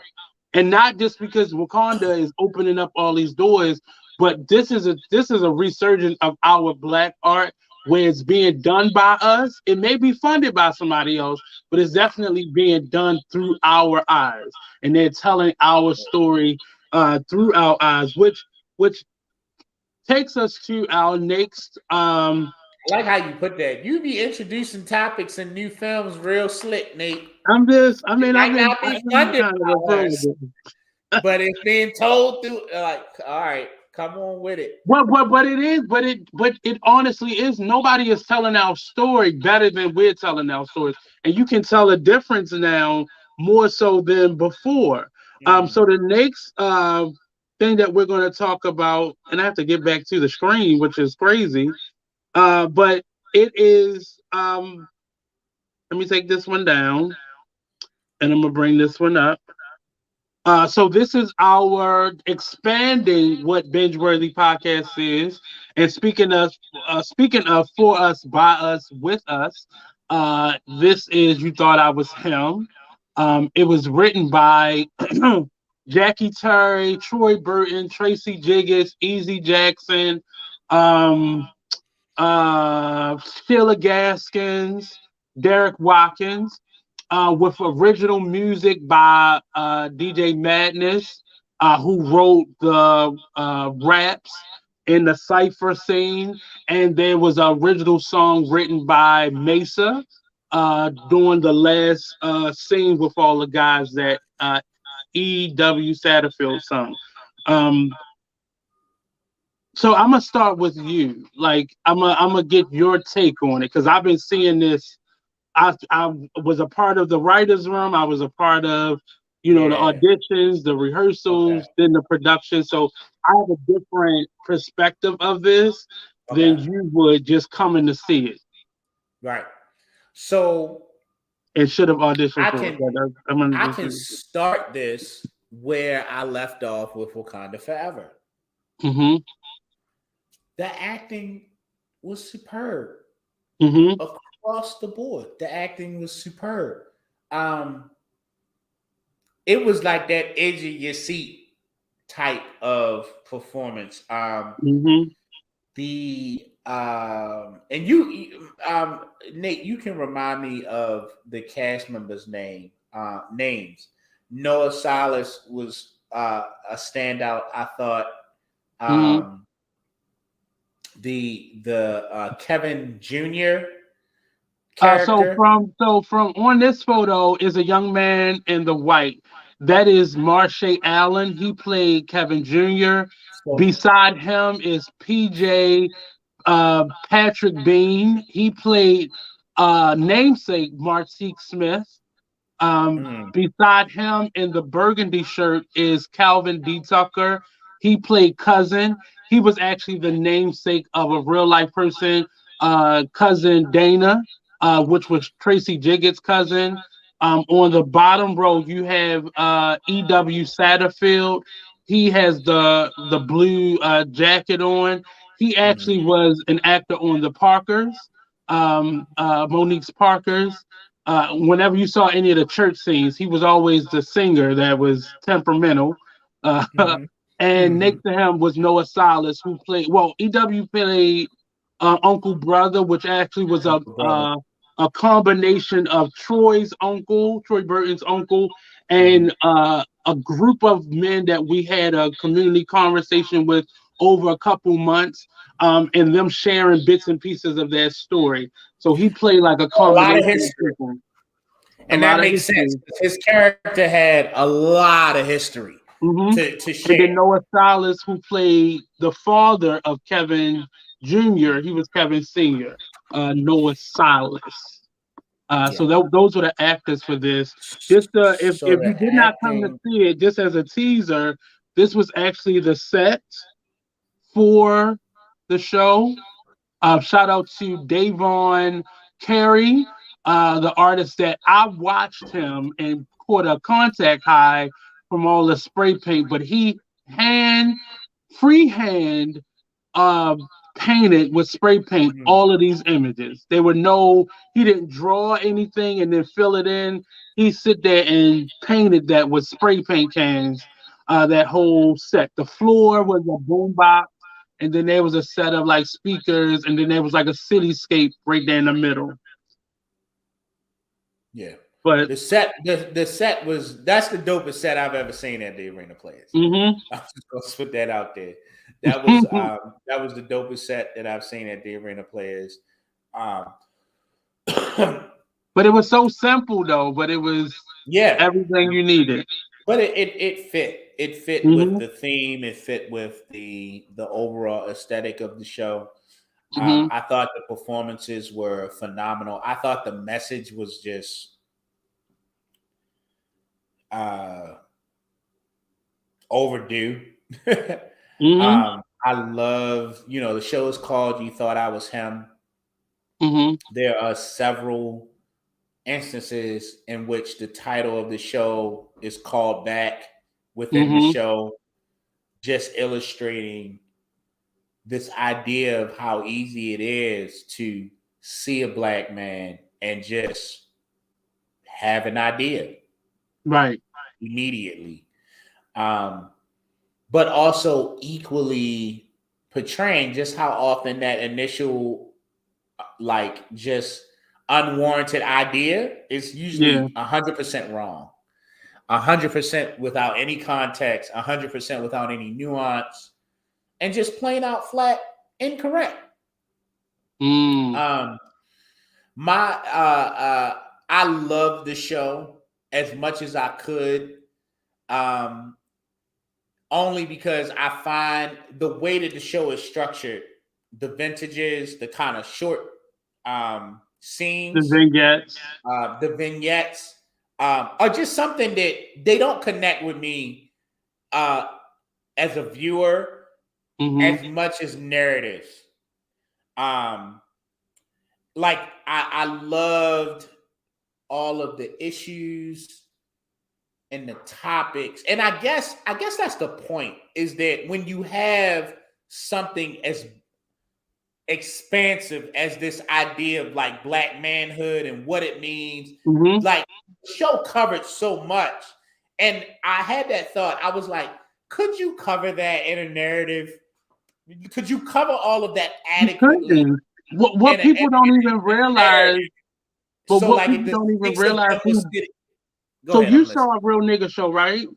Yes, So it this was the was same, right? this. So Kevin Jr.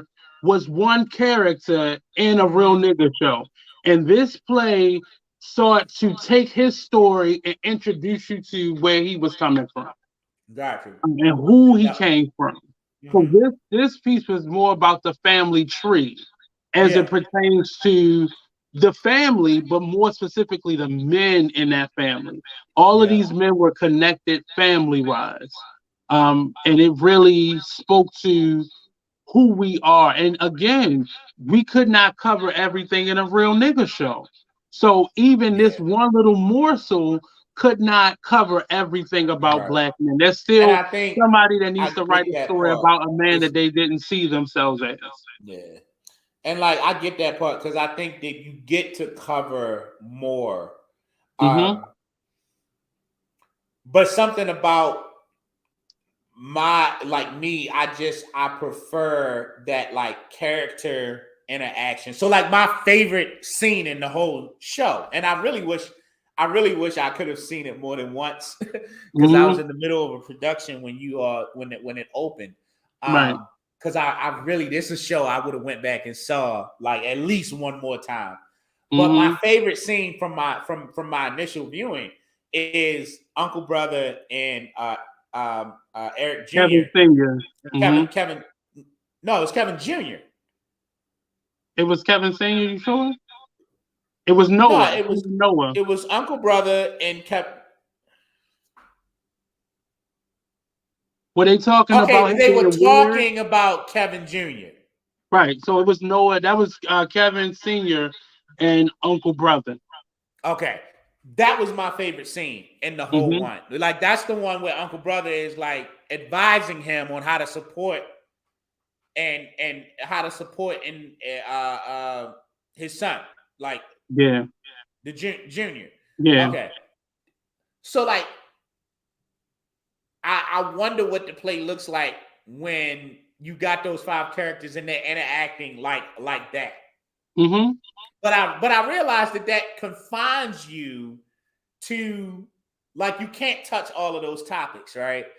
Right. Um, but I would love to see more of like that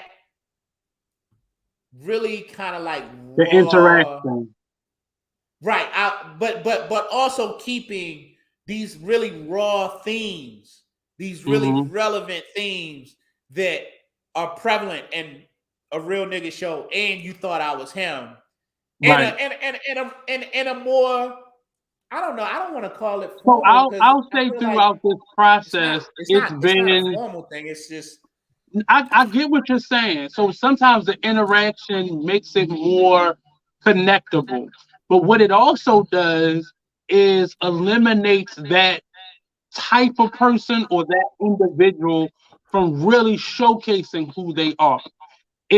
If Uncle Brother's scene about him, like the name, if you look at your playbill, the name of Uncle Brother's scene was "And Then We Fuck." mhm. So if that was made into a club scene, it would have been more about the club and the sexuality, and you would not have heard uh, the real reason for that scene.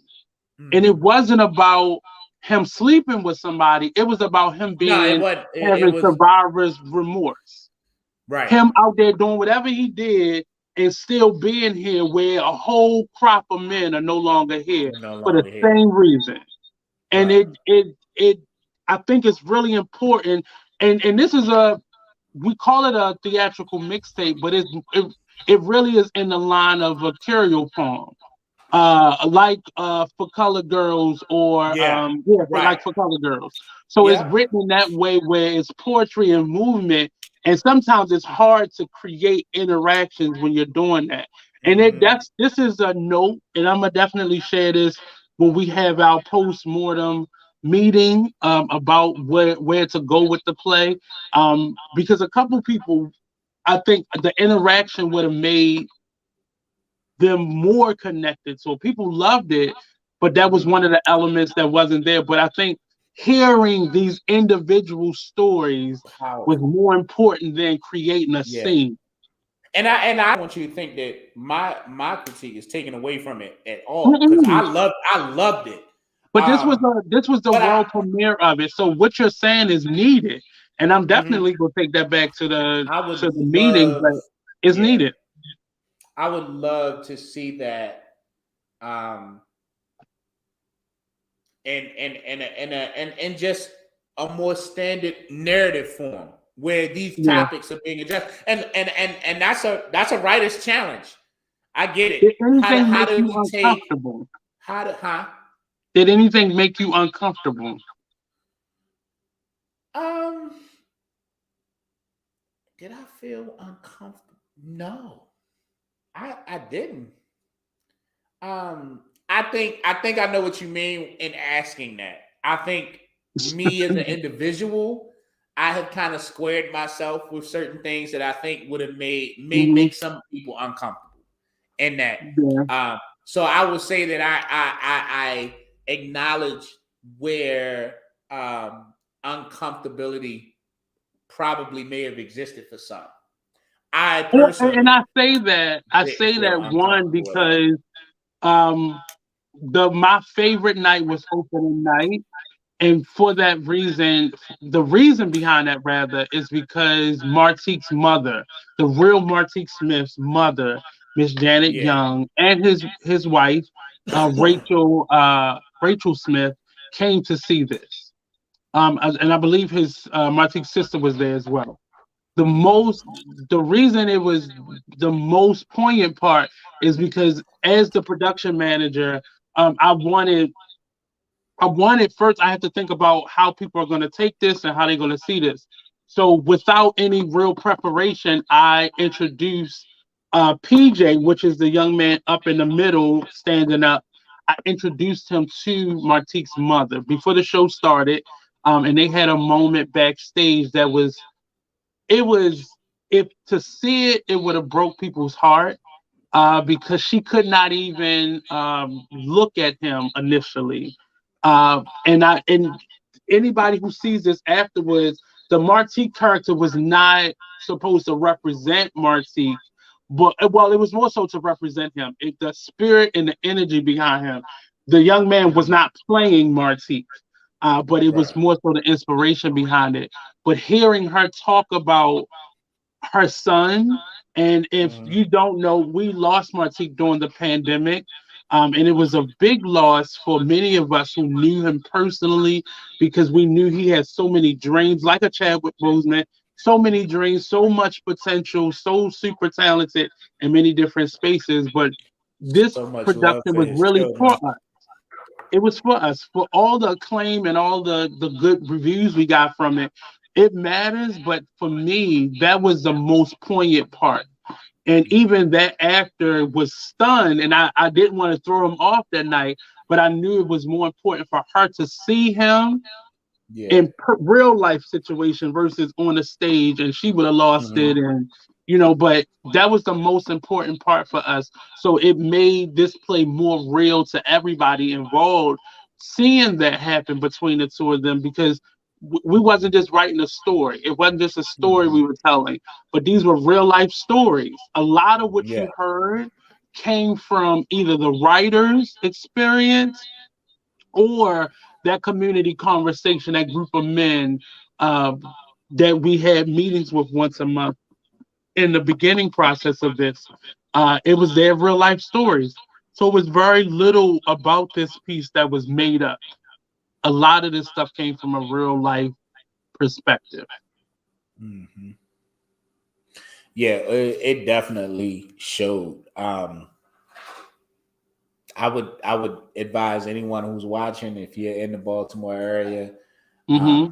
or not, because they could end up anywhere, but definitely It's keep going your on eye tour. open Look out for for it. for a resurgence of You Thought I Was Him. Mm-hmm. Uh, it is a phenomenal show that was performed by a group of really, really talented actors.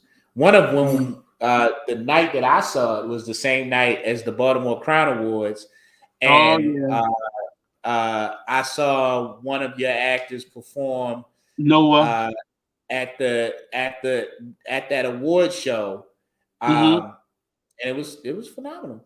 It was phenomenal. He killed it. And that just shows you, look how different a space we're in. You know, in the same night you were able to go from seeing theater Oh to yeah, that was a good being night. at That was a good night. reward. That was a Right. good night. I Like it went from just the theater to the mhm. awards. Saw a bunch of people. It was like a who's who of Baltimore City in there. First of all, Right. uh, Right. and then to watch people I know either perform or win Mm-hmm. for various things. It But was it was great. we're seeing ourselves in different spaces because that was the first time that they even they honored arena players that night, Yes, they did. and That's they why I had went. performances, acting performances, and that was the first time.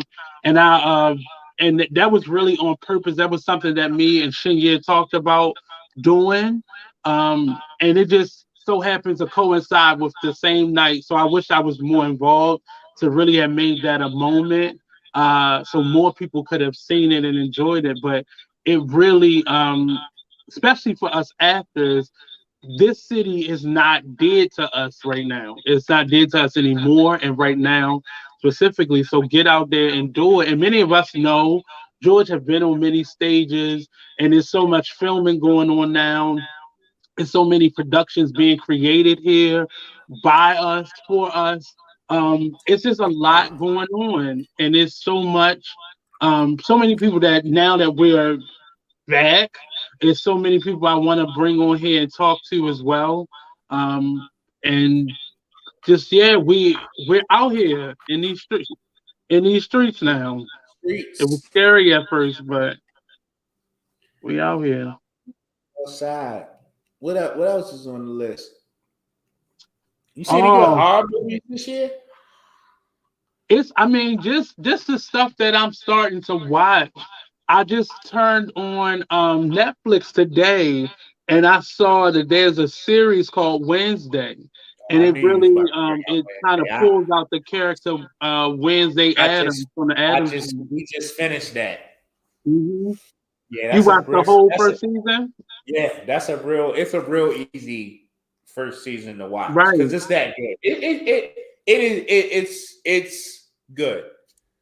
From Yeah, what last time we talked, P Valley is on season 2, going into season you 3. know I still have not watched P Valley. You still look at you. Look at I still you. haven't watched Look P at Valley. you. I haven't got to. I don't It's have a story stars. I think though. that's what it is. It's a story. Also, I I need hear you it's to really watch the good. Miss I Pat hear it's show. really good. What's I it? What need is you it? to watch the Miss Pat show. Yeah, It you keep is telling me about this Miss Pat Roseanne show. I will buy on that though. steroids. I It gotta check really this out. is. What they are, and you're gonna see. I don't know if you ever. I think we talked about Thea on here. So Mhm. we had Thea, and it those stories wasn't based on Thea's real experience. It was just a Yeah. sitcom created with her as a central character. We saw the same thing with the Parkers with Monique. Mhm. This series is Miss Pat's real life. Miss Pat is a Got it. comedian in real life, and she got Mhm. a TV show deal, and they took a couple years for it to get together. But now the show, and you can tell it's still growing because the lead actor is not an actor, but because it's so much of her real life, It is so Mm-hmm. real, and you see her growing from season one to season two. So I challenge you to watch that. It's The just so Stark Show. much now to watch, and this was happening to us during the pandemic when we first started. It was so much that was There was coming so out. much to watch. Right. That Yeah. we were trying to balance what we had already seen, like older stuff, with the newer stuff. Right. So, but now I think we're going to really focus on what's coming out, and what's happening in real time. Not to say we don't Got want to talk about the older things. It'll have its moments for us, but it's too much now that I don't want to overlook. I saw so much. I saw maybe I think I saw like three Broadway shows during the last year, and it's really stuff that like they're on their third revival of an August Wilson play on Broadway now. which Um, one? it is. Is it the piano lesson? Okay. Is the piano lesson that they're on now. And we saw the first two movies, which were stellar, that they made into from August Wilson plays. So I'm guessing that's the third one that's about to be remade into a movie. Yeah, It's man. Like I was phenomenal. wondering. I guess because of the pandemic, that got slowed up, right? Because Denzel's producing all 10 of those. I think for him, it was a sticky time because you That's a know passion project. putting stuff into of on streaming sites versus the movie theater, they have to still play it in a movie theater for them to get credit in award season. So it Uh-huh. was just hard trying to gauge audiences during the pandemic, which I know now they probably just was waiting it out just so they could get a full movie release versus um Yeah. putting Well, it that's on what the I was saying. having it delivered I on the feel like streaming site. yeah, the it was probably yeah. No, I agree. I agree with what you're saying. But that's still pandemic related. Yeah, and Um. we're still in that a little So bit, but they're more outside of it than they're inside of it now. right. So if y'all haven't seen Ma Rainey's Black Bottom on Netflix, y'all need to go check that out. Like hmm for real. And it was in the Yeah. movie, and that was in the movie theater for a short period because they had to for it to be nominated. But Yeah. So a lot of the Netflix films, that's what they've been doing. Um, yeah, actually, not even just Netflix, not even just Netflix, because hmm I believe they're doing the same thing with Emancipation. Like it comes out on hmm Apple Plus on December 9th.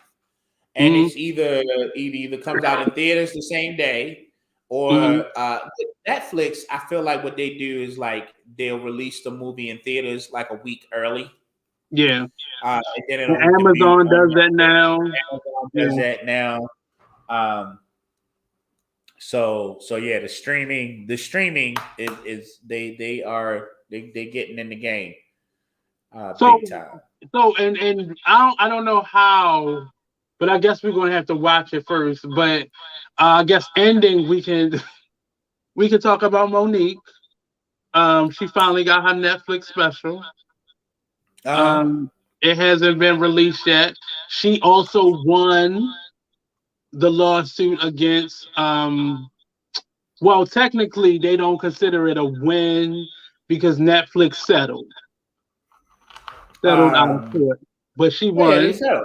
So They she settled. got a settlement for I mean, I feel like you ACL take that Gaskin. as a win because at best it's an acknowledgement that we Hmm were in the wrong. Yeah. And I think for the most part, not exclusively, but for the most hmm part, I think that's what it means when you choose to settle. It's an acknowledgement that, like, I think there are situations where you have a big enough conglomerate where they may settle even if they think they were in the right, but But maybe look they at don't the think subject matter, maybe they though. don't think they'll win, or maybe they just feel like it would be better to just go ahead pay this because we can and get hmm it over with, sweep it under the rug, get it behind us so we can move forward. And I agree. In Hey, shout out Monique's to case, Sheila in Gaskins. Monique, in Monique's case, this was pretty public. So I think that in a situation like this, I Yeah. think that the implication is that, you know what, he was But look wrong. at the subject You matter though. It was just messing my mind up. Not even that she took them to court for this, because we've seen lawsuits like this before, but they settled for a subject matter like this. Racial gender bias. Mhm. It would have been so easy for them to bury Monique in legal mumbo jumbo, or for them to admit, and I'm not I big don't know on. about that. I don't know about that. I don't know if it would have been easy to bury her. If you had said it would be easy to bury her just under, like, I thought you were gonna say like just the legal cost, like, you know what No, I'm saying, not even the cost. like, but But and they could have again, kept on. again, They could have kept again, the public. You know this how the goes. public was Well, scrutinizing her. They could have just lived off of that. some, Mhm. not all of Yeah, us. Some of it was us a was lie. like, It was a mm, lie. it was I don't know if it's a lot, Nate. Like, honestly, yo, It sometimes I was. feel like that loud minority is a real thing. Hmm. Like, you start to feel like you are But she was. outnumbered, But or it wasn't it's just the public. It was her peers. That's well, what yeah. I made mean, it like, so they loud. were, It was her I mean, peers that that's were understandable. talking out against her. I think that everybody had an opinion about this case, Hmm. but I had an opinion about it. Right. But even in my opinion,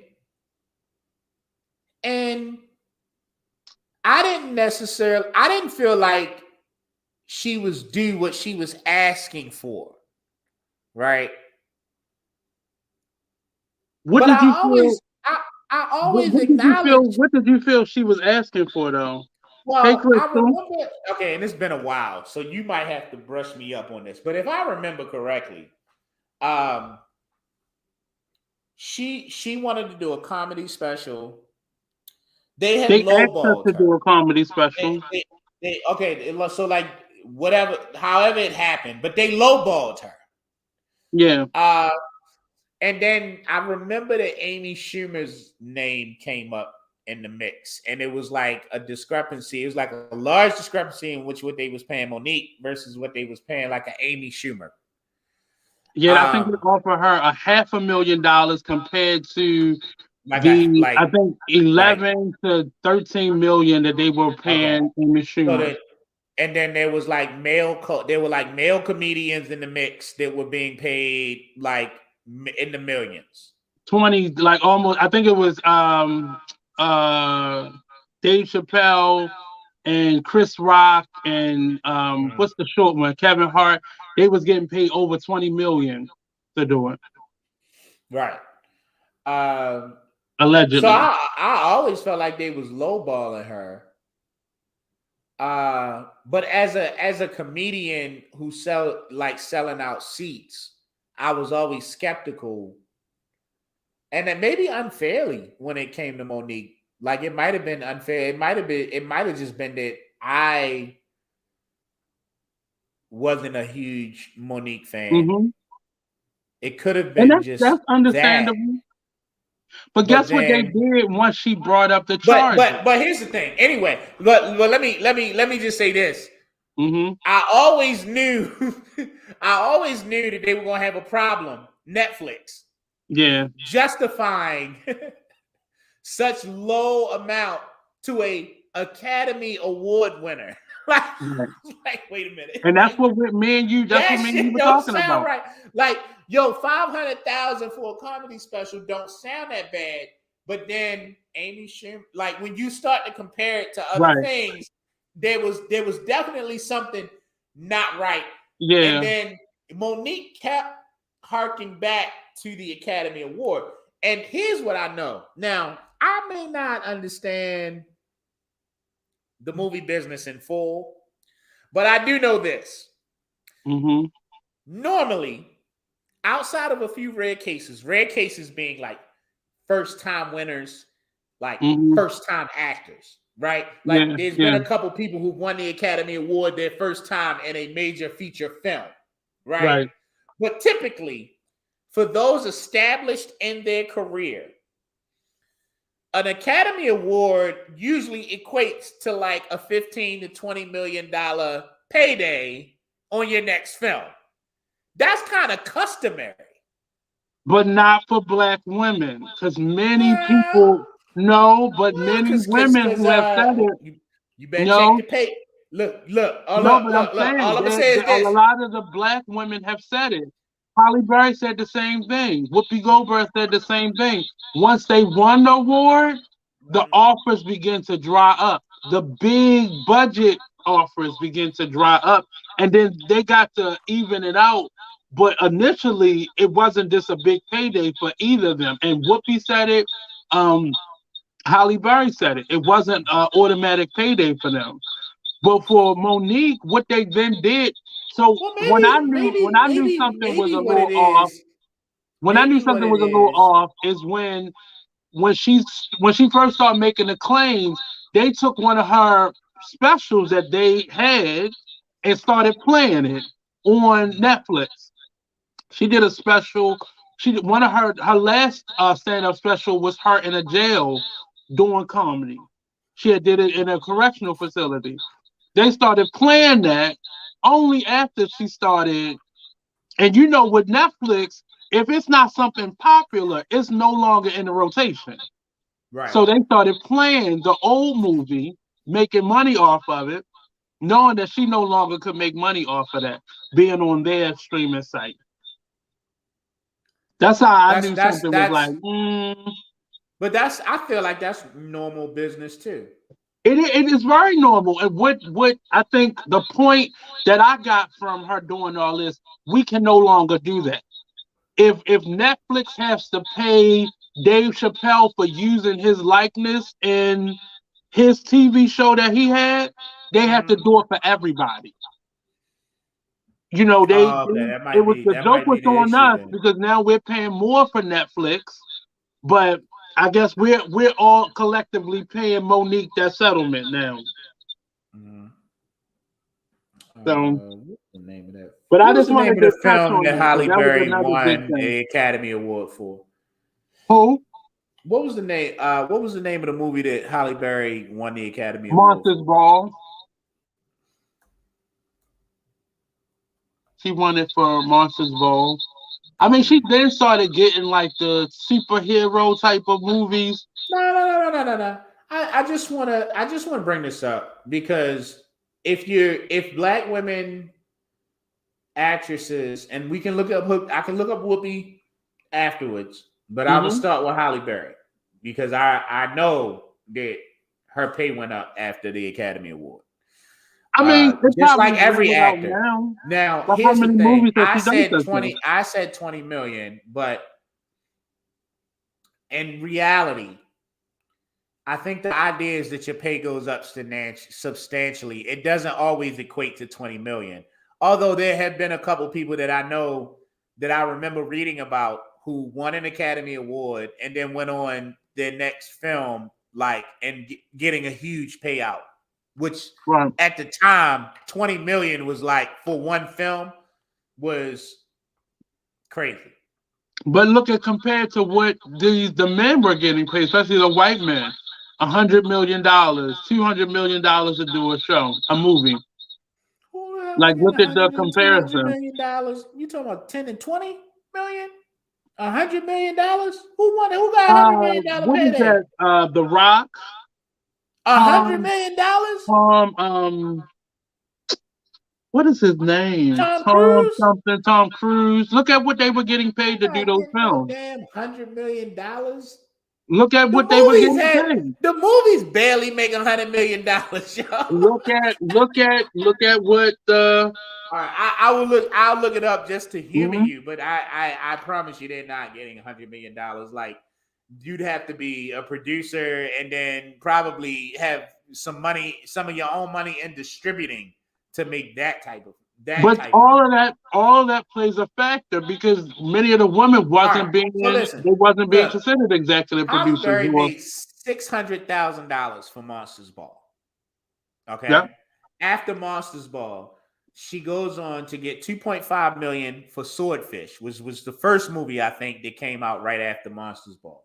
She Mm-hmm. then went on to the James Bond movie where she made 4 million. She starred in, now, mind you, 4 million, and she's a Bond girl. She wasn't even in the Uh-huh. whole movie. All right. But her 6 name million. though, but it's still her name. That You know what I'm character saying? is No. iconic, and each If one you're of making, the if you're Bond making, girl is just as iconic as the who is playing James Bond. but I can tell you, and I can research it if you want proof, but I can pretty sure tell you that $4 million that she earned was probably the highest salary for any Bond girl up to that point. Because And that role justifiably just so over that point time, just keeps it going should up. be. But she got But 4 million for wouldn't that. it be interesting to know how much and not making it all about race, but how much a white woman would have gotten or got for that same role over a Holly Berry? Or a movie that was comparable to her being a Bond girl, how much more they were getting paid versus how much the black women got paid. Now, none of them said the jobs didn't cease. Even Monique said that. She said she still was working, but what they were offering her was the problem. Like, if I got an Academy Award, you shouldn't be off. Like, even for Precious, she only got $50,000 for that, plus whatever some back end money that $50,000 she got from that. She got back fifty in thousand money. dollars for doing it. Yes. That was her. That was her argument. Bitch, you only paid me $50,000, but you want me to travel around the world? That was her. That was her argument. Like, you only paid me 50,000, but yet you want me to travel around the world promoting this so you can make millions of dollars from it. Well, what did she make on the back end though? She said, in talking to her, I think she said she still didn't make, like, I think it was close to 70,000 or 60,000 once it was all said and done, because her back end So percentage is I'm not a, sure. I'm not sure how it should go out, but I mean, like, um, I think it was like 60 some thousand dollars. Precious Precious. She accepted the role from her Yeah, friend. She accepted it for $50,000. That's and she true. said that. The She said budget, that, and she the said she budget, did the all the. budget, the budget for the film was 10 million. Mm-hmm. And I'm assuming that when you have a $10 million budget, like But that's for I don't. everything. That $10 million, you That's have to pay everything, right? all the, and So that was Mariah Carey, there might be a Lenny hundred, Kravitz. there might be a half a million, maybe $1 million in there for like actors. Yeah, I would assume that 9 million of I this say went like two into million of it is probably for the editing, actors. editing, all of those things. So Hmm. you make your money on the back end. Yeah, but all of them is a percentage though. Like for Monique, her being a name, Mariah Carey probably got a percentage, or Yeah, Lenny Kravitz probably got a percentage, but Sherry Shepherd probably didn't get one. Gabby Sidibe probably didn't get a percentage. She probably got a percentage after the she may fact. have. It depends. I feel like it depends. Like I feel But if like they paid Monique, if they paid Monique, Mariah Carey. mm-hmm. Mariah Carey. Let's take Mariah Carey for Mariah Carey could have came into this film and said, "Listen, give me 2% of the gross. Don't even worry about cutting me a check up front. One, because I can afford it. Two, this is the role of a lifetime for me because Mm-hmm. maybe other people didn't get it, Yeah. and I honestly felt like Mariah Carey's performance um, was incredibly, what's the word I'm looking for? Um, if I didn't know that was Mariah Carey, just because I was familiar with Mariah Carey, like Mm-hmm. I thought that she got lost She in was that. in one of the best scenes. One of the last She scenes. got She was in lost one of the into last that scenes. very. She got lost into a very normal role, Mm-hmm. and it was like I'm All sitting because there they didn't watching put the no movie, and makeup I'm on that like, girl. I know that's Mariah Carey. I just felt like it was a very it was an unappreciated performance from her. It I wasn't a think big people. performance, I mean, people, because for her to not put her makeup on, that was a lot. I know but that was I some think for soul her, searching. if you're someone like Mariah Carey and you want to say to the world, like, I can do this too, Hmm. like, this was a perfect role and opportunity for you to be like, and with all your millions, you could just be like, look, don't worry about it. Give me 2% We of the we back saw end. we saw Mary J. Blige do it in Mudbound. We saw, you know, I don't really want to count Oprah because she had a big moment in The Color Purple, but we've Yeah. seen her do it in a few films. I mean, it's the strip It's down normally gets them yeah. roles and normally Well, gets because them accolades and that's what applause. every actor does. That's what every actor does. But I think it is special.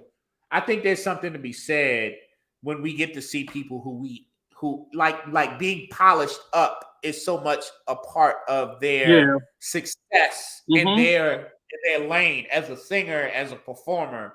So to Right. see them stripped down is really something. It Um, was shocking because she scared the shit out of me but my thing when with they, so because I saw that on the big screen. right. So, but like I look at Precious numbers, and it was a budget of 10 million. It made 63 million. Hmm. Okay, so it made a hefty return, and I don't know what like her back end kind of deal Well, was. Um, she's done interviews and she said, what her percentage was, and I think it's been capped off, and it was capped off because it was bought by the bigger production company, and that's where the right, issues but you have began. to, but I think you have to understand that because you're not gonna be holding me to your deals if I buy your product from you. Yeah, but you're not gonna hold me to my job either. Now that you cut a new deal, and that's what the deal was. They wanted her But to that's travel between. But hold up. internationally. If I make a deal with you, Hmm. But my they didn't deal make is a with deal with her. you. They made a deal with the first production company. That wasn't with the individual actors. No, but the original production company made deals with the individual actors. That was voided once they sold it. So their How is contract that ended voided? How is because that their voided? contract was with this production company. When you work with a production company, this is our agreement. You don't buy my contract, you bought the film. And so now you have to renegotiate with all of those people all over again. Because now that you've sold this, my But contract that's is over. okay. That's what I'm saying. That's the movie business. Like Now, I don't know. I don't know if but like you unless just you can said, this like you just said, I can't so hold here's my you thing. to what my deal was, and you can't hold me to what my deal was. Yeah, but Like it works both ways. only one of us is getting paid. I think Right. that the only case you really have in this situation is if, for instance, you and I are actors in the Hmm. movie, right? And the original thing was like, we both gonna do these roles for free. But Right. if the movie makes money, you're gonna get 15%, and I'm gonna get 10% of whatever the Hmm. gross is, right? And then the movie does well, someone comes in and buys the movie and then Right. tells you, for whatever reason, let's say you're a white man, let's say you were well known, whatever, I'm gonna give you 20% and I'm gonna give you 0.3 But percent. look at it from this way. So you thought I was him. I had a Mm-hmm. contract from the year that we've been doing this. Yeah, So we're going on road, and I'm going with Troy. Troy's right, production company owns this. Troy can't say, "Well, we had that contract." No, baby, that contract was for that first year I worked with you. You can't right. just hit me because that means I don't get paid anything more. I'm still. I just had added. You just added on more responsibilities to what you already paid me.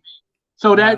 that's how we have to begin to look at the side of the performers as well, because people will do that, and that's what has happened. Well, We that's saw a the lot of fight. children That's the actors or fight. I actors mean, from the 30s and 40s. That's what happens to them. that's the fight, though. And Hmm. I feel like that's part of an age old fight, right? Yeah. Because I feel like as a production goes up from company to company, they Yep. would try to siphon off more and more profit for themselves, Yep. meaning that they're leaving less and less for Yep. the creators and the actors. And so That that's the same thing fight. happened to Dave And Chappelle. That's the same thing that happened. So Dave Chappelle, the production company he did that show under, owned the show and sold it to Netflix. Netflix, oh, Netflix paid Netflix paid for the show, but Dave yeah, Chappelle was like, "That was my show. How you gonna just play it and not even talk to me about it? I created that." I don't know if that's what Dave Chappelle did. I That's feel like exactly Dave that's what the Chappelle. problem was. I The feel like production Dave. company sold his show to Netflix But yo, like without that's him being a part of it. because yo, like Dave Chappelle wouldn't have a case. He didn't own his show, and the fact that I But he created it created is though. not But illegal. he was the It's creator not of that illegal. show, No, and they that's had an not agreement with that. him. Then if you need to create it, you need to control it. If you don't, like so many people have lost what they've created because they didn't protect legally. And I don't think that Well, you Netflix can, was like, but "Oh, see, we're and so that's scared." I but see think that's Netflix just where did the our work. That's where our work has to then be examined because we often created a lot of these works, even in the nobody's music examining industry. that But though, what Nate. happens Like is when what's we sign on to a company, they then take ownership because they're funding it. So they get a bigger percentage, if well, not all of the percentage. that's one type of deal. That's one That's type of deal. but that no, that's how all of our deals were And working at a certain point. here's the thing. Here's the thing. And here's what I need you to understand. Like, stop taking one side of the story. Because Yeah, Dave but it's not one Chappelle, side of the story though. hold It's on, not. Nate. Hold It's not on, even Nate. in Hold in on. situations where we had we signed bad deals. We still created that work The at the end of the day. So it's not a That's thing of not a whether it's legal fair or argument, not, yo. And like that's not a legal argument. but And it's what I not. want you to But it understand, very much so. It is very this. much so What is I a feel legal like is argument important for you because to if it was a understand so white, you're not misleading people, so but you're it's not. not No, it's misleading not. But people, it's not is you need to misleading understand people. that Dave No, Chappelle it's did two not. That's things. not what it's about, though. Because if we just stick to the argument with Monique, you cannot hold her Can I say accountable. something real But quick? Can I say something hold real on, wait. quick? Let me just say. Let I me don't just want get to this talk about part no, out. because we went up because yo, we jumping all over the place. We No, started with we're not. Monique. We're not. Now we on We're Dave just talking Chappelle. about And before we deals jump at this back to point. Monique, let me finish something on Dave Chappelle. Because Dave Chappelle did two things. Mm-hmm. One, he went on stage and he talked about this idea of Yep. Netflix doing him wrong and him going to Netflix and Netflix deciding to pay him. But everything that Dave Chappelle has done since then has been on Mm-hmm. Netflix. And So there that's was a the same deal thing that's made. happening to There was Monique. there was a deal made. It Right, wasn't and that's this the like, same. But that's the oh, let same me thing come that's at you happening with with this Monique moral. now. Let me come at you with this moral argument that because I But came it's up with the but it's idea but of this, that's the not moral how it aspect works. of it we can't negate that just because they made a deal because that's the same thing that Monique just did. That's Monique got exactly her what settlement. negates it. Monique part of That's the exactly settlement what was, negates it, yo. Because if but they settle with her because part they're of going to her deal continue was to do also business making a with deal for her, her then show, it's not and the then she has moral another show argument. that's coming out. It's not the moral argument that won the battle. It's that you made No, a it's deal. not. But that's not what I said, though. You made I a wasn't bad arguing deal. whether or not. You made I a didn't say bad what deal won the argument. earlier, I and am now you saying have an clearly opportunity to we make a have better to. deal. Yeah, but that's not what And I'm artists saying. need to know that. We can't have people going Yeah, out here thinking that but they that is my point all around. That's why I made the point. We have to now begin to create like our own stories and not just selling off our stories. Right now, the music industry is going through a big thing where people are selling their catalogs because they may be broke or $20 million may mean the difference between them being able to live versus create anything more because they're still touring now. But my whole point was not what will win the argument or make it a morality issue, but we have to hold people accountable. No, and that was one of the reasons I stuck on the side of both Dave Chappelle and Monique. You can't continue to sell my work and cut me out of the deal, and you can't do that. But they did though. They just And that's the cut you problem. back That is into the the deal. problem, But what and I'm that is saying the is that like, yo, problem. that's not That is a problem. that's just It's a problem. business. But we And like can't keep saying, and this has been our you and I argument since as day you one. get We better, can't no, keep saying as it's just business because that's not business if it's it just is one sided. business. It's not. That is It's not business. just business The anymore, whole though. it It's is not. business. That's And the somebody's reason livelihood. Just the prime still example. business, still Prime business, example. still Snoop business. Hey, Dogg. listen, Prime look, example. Wait a minute. Snoop Dogg just bought the East Coast music label, whatever the name of it was. I think it was Murder something or Murder, not Murder Inc., but whatever. Death Row. So what part of what he did was took all of the artists' music off of streaming sites so he can renegotiate deals with all of them so they can get paid all the money that they were back. The it was a movie that Beyonce did about Cadillac Records. That was a real movie because that the production companies and music companies had to then go back and pay all of those artists their royalties. Right now, a law was passed a couple years ago in the music for the music industry where a lot of artists that before a certain time did not get paid for their music being on the radio. Now they're getting paid for it. So we can say it's business all day long, but we're that's what it always the one is. that's cut out. But it's not fair You're business, not the and it's only not ones that's cut out. justifiable Like business you when don't know what you don't you can know. say that, And but once you our know work it, keeps you being the can't work that's like out of the deal. once you know, and that's a bad Yeah, but a analogy lot of them did because not know. A lot of them For did not Snoop know. Dogg to buy, for We're Snoop not Dogg to talking buy, about an artist that comes out today. We're talking about older artists. I'm speaking about older artists, whether they be actors, musicians, whatever. They who would did not tell you know that, and who would they tell were you that taking I deals learned the and making deals business not knowing. and now I'm moving the right way. Yeah, but my whole point was that is starting to happen now. So that's why I'm pushing for people to create more so than But ever that's before been because happening, yo. now Like they are no longer able to if sign you us can under those cite types of Cadillac deals anymore. Records, yo, then it's been happening. It happened with Cadillac Records. It happened with Ray But that's Charles my getting back point. his But that is masters. my point. That is my point. But what has happened is But they your still point were seemed to trying to be get that like they over. shouldn't do these They were things. still trying to get over though. They still were trying to get over. But that's The what fact that's that the the part that I'm but saying is just so business. Like so you're gonna but try to it's get over. business, but you can't keep on you can't keep defending how they do business. You can't keep defending that. I'm Because not defending how they I'm the realistic whole about point how with business is Monique done. the whole point with Monique arguing about the 500,000 was because if she took that 500,000, she would not have been able to tour or do comedy for over a year. She would, and Right. then she would have had to pay for the whole production with that five Yeah. hundred thousand. So how much money is she Right. It taking was a home bad versus deal. how much money is the Netflix taking home? That was the It was whole a her whole bad deal. argument behind the 500,000.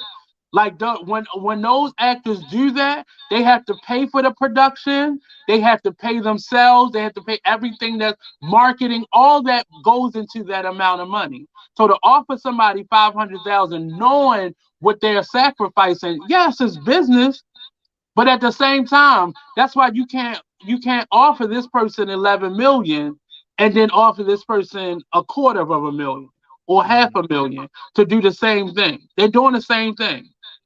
If Monique wasn't a I just seller, and her other shows wouldn't even been on Netflix. that's where I'm always going to disagree because I don't think that it makes sense to lowball someone. I think that there are entities and people out here who will just try to get over on whoever they can get over Right, and I on. don't think that that's fair. But yo, like I'm gonna be honest with you, and you might feel different. If I had $50 million to invest, Hmm. and I had the choice between investing in Dave Chappelle at that time and Monique at that time, I Hmm. can tell you that gender be damned, I would have absolutely felt more comfortable investing more of that money into Dave Chappelle than I would have But Monique. the game has And that's become all it more is. about. That's all business is. That's But all it that's the is. same thing. That's Like just like how much do that's I like. think I can make and how But much that's am I just like willing to saying right invest based. now, if somebody came in and wanted to take binge-worthy podcasts and make it a bigger platform, and them Mhm. telling you, well, Nate, because Nate has been doing this for this many years, he's gonna get paid this, and we got a couple dollars left for you too. You be like, man, fuck that. We're doing the same job. What's the problem? You're not gonna. I know because Well, you I shouldn't know a speak for fuck if me. I know the fuck And if they came in you and said should they gonna you pay should you not this and pay me boss. that, You I'm gonna should say not fuck speak that. for me. Well, we just gonna Yeah. continue doing this shit I'm on I'm StreamYard. I'm I'm just gonna tell you that you shouldn't speak for me. Because I if a was speaking production for me company though. came in right now, if a production company came in right now Mm-hmm. and was offering you Mm-hmm. more, that would make absolute fucking sense to me from a business perspective. I don't Absolutely. give a You've been fuck about hold on. business because I know what I put into it. So then just say that. But But like that's what don't I. sit here and That's argue what like that's I'm what my wrong point for was. respecting business. Because the truth of the matter is that Mm-mm. I have been essentially me and you have been doing this for this will Yeah, be the what? same amount of time. About 3.5 seasons, but not the same Mm-hmm. amount of time. Wait a minute, hold on. Binge-worthy podcast is under what I mean, YouTube channel?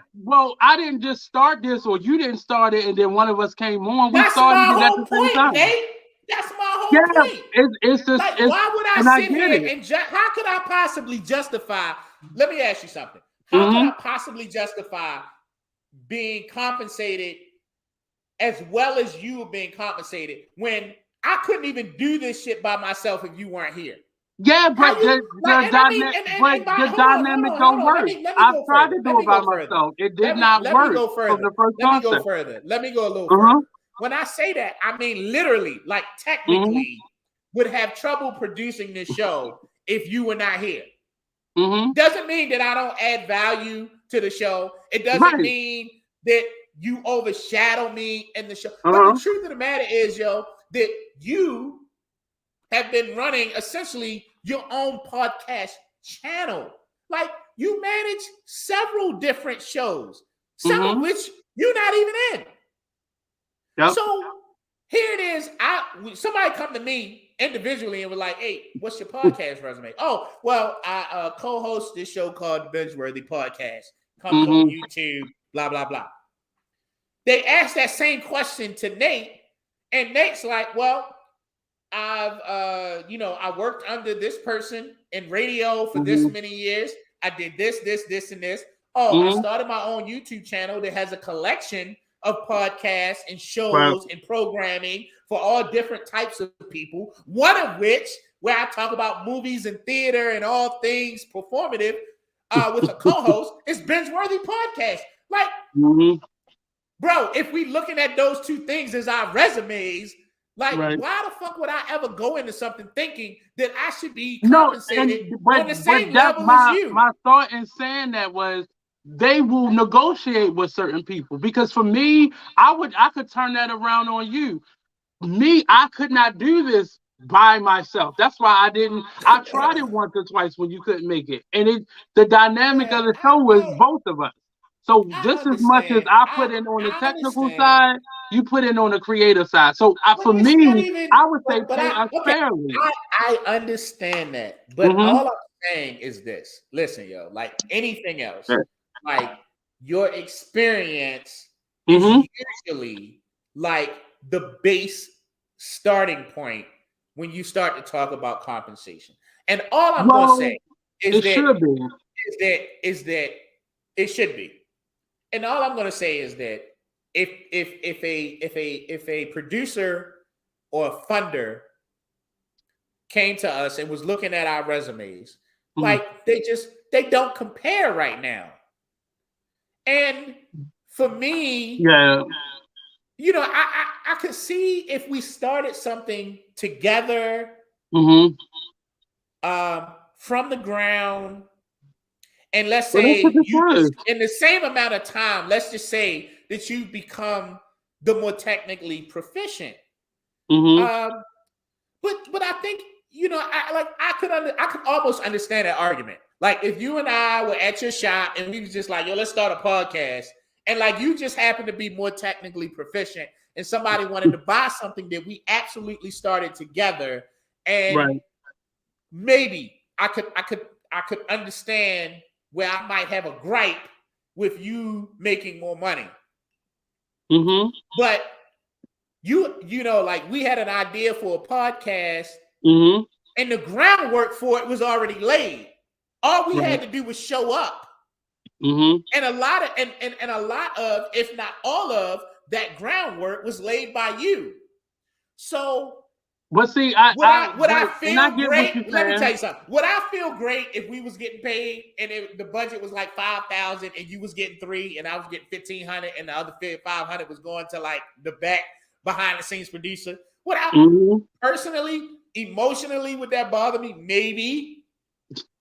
But yo, from a business perspective, I would at least like to say on record that right here, from standing where I am right now, I can Mm-hmm. understand why if someone walked up and said, hey, I want to fund you guys for a year, here's the Mm-hmm. amount, and this much is going to go to Nate, and this much is going to go to you, at least for that first year, I would understand. And then if I Right. felt like I wanted a bigger piece of that, then I'm going to do a couple of things. One of which is like, I might need to become more familiar with the back end things so that I can Right. start doing X, Y, and Z.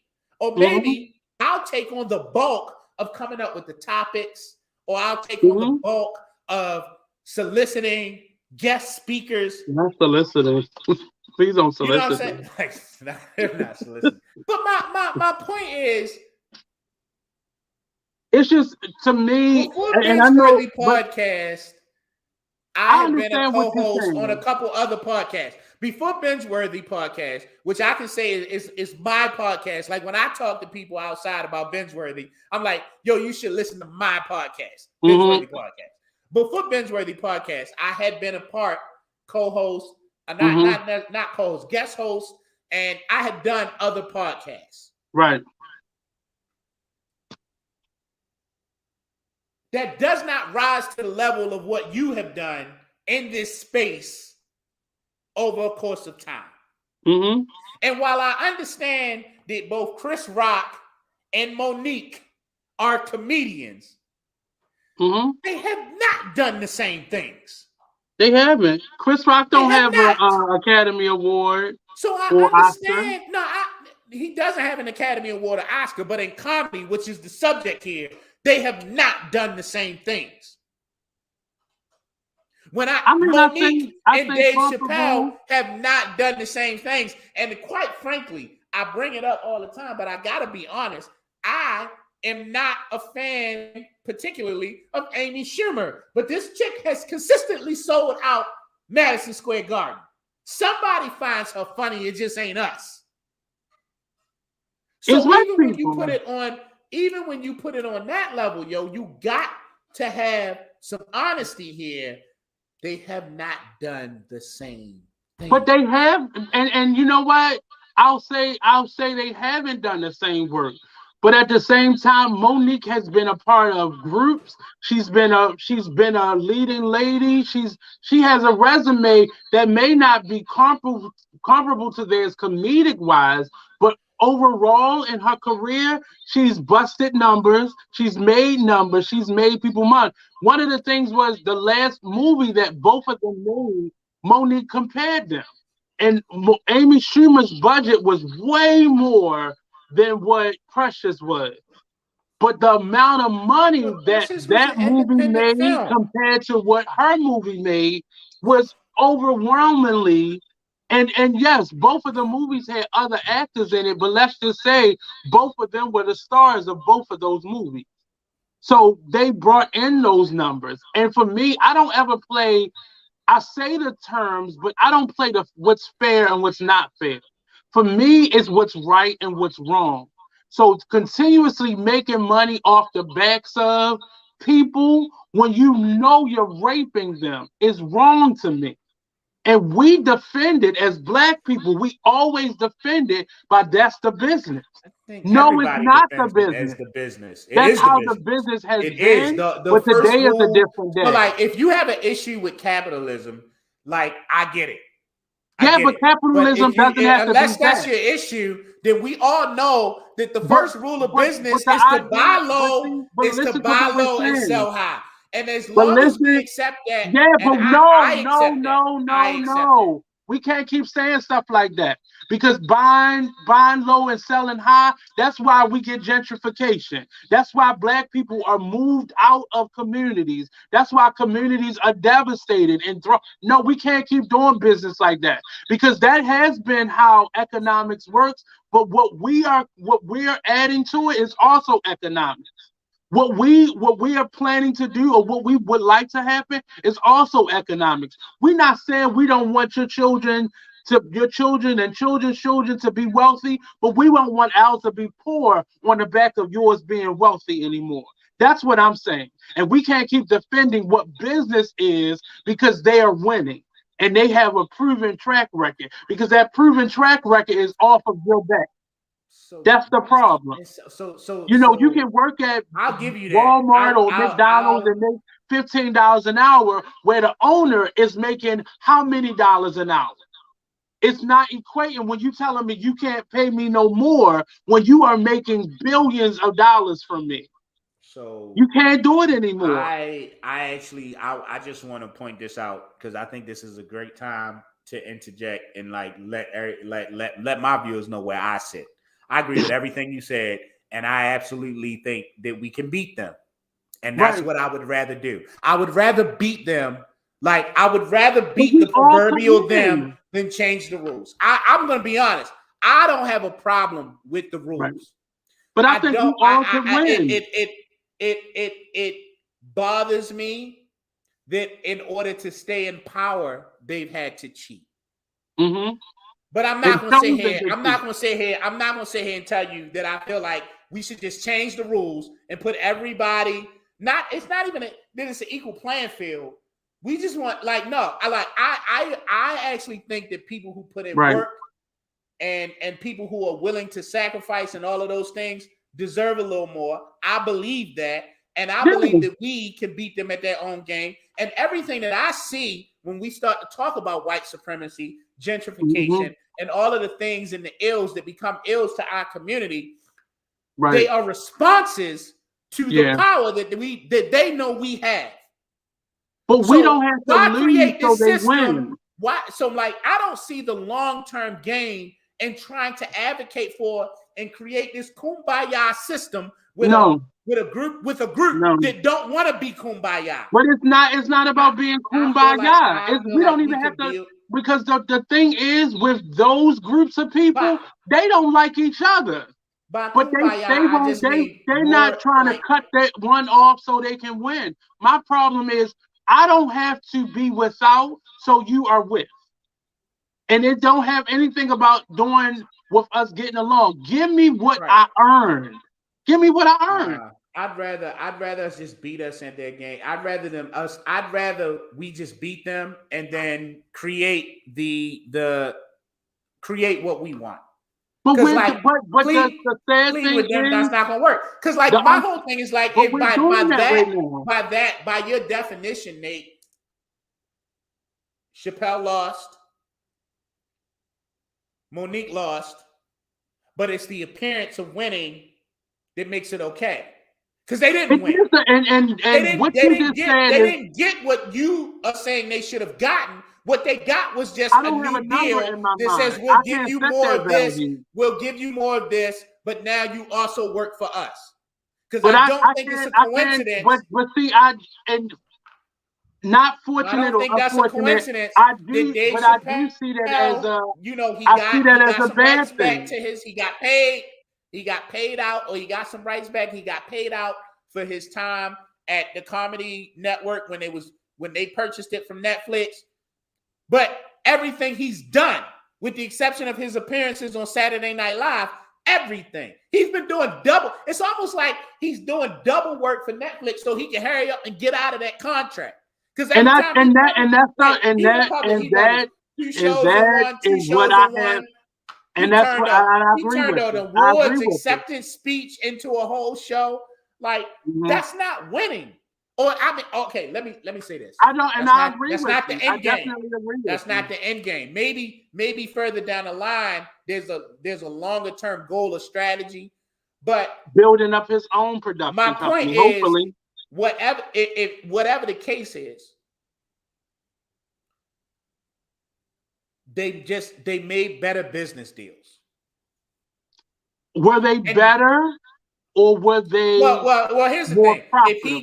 If he got a substantial payout for the work and the creativity that he put into the Chappelle show, Mm-hmm. if he got rights or partial rights of the Chappelle show, right? Mm-hmm. Either a significant payout or Mm-hmm. partial or full rights, he may have gotten his full rights back. In exchange, he does a number of things for Netflix. Either way, I think in the long term, it frees him once he's done with his obligations from this current contract to then move forward free, doing whatever he wants. And if it And the was same done thing in with that Monique. space, Maybe but Monique we have didn't. We don't to. know what the settlement was. Maybe they settled and gave her the 500,000. But like, she was angry about 500,000 for a show that they wanted to pay. Now, what if they gave Monique, let's just say for instance, what if like this new deal was like, all right, we'll give you $2 million up front and we'll pay your travel fees for your touring costs, but you got to give us 4 specials. That wouldn't make sense. It wouldn't make sense. That's what I'm But saying. there are people who would take that deal because they're looking at, well, they paying for my travel, they're giving me $2 million. But what is it going to cost you? And those are the types of questions that, as an artist right now, I'm asking myself. I You think know, I I want to think be able to do and create and work, yeah. but what is it going to cost me? If I have to pay more money getting there and getting back, it does not. It doesn't, because whatever they pay me will only help me to break even. So But that's you why gotta perks get there become a though. part of the deal.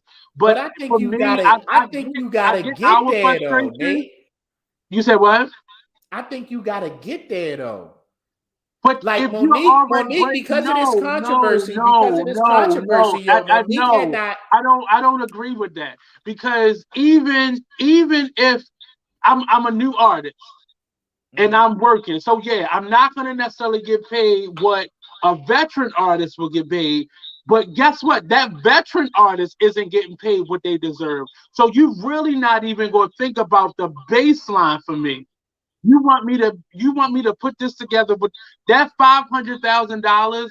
If they were going to pay Monique that, Monique Mhm. probably would like, well, I took $50,000 for that. I can flip this. But when you tell me I have to take that 500,000 and I gotta pay for the producers, I gotta pay the director, I gotta pay the opening act, I gotta pay for travel, I gotta pay, because that's just me shooting this film.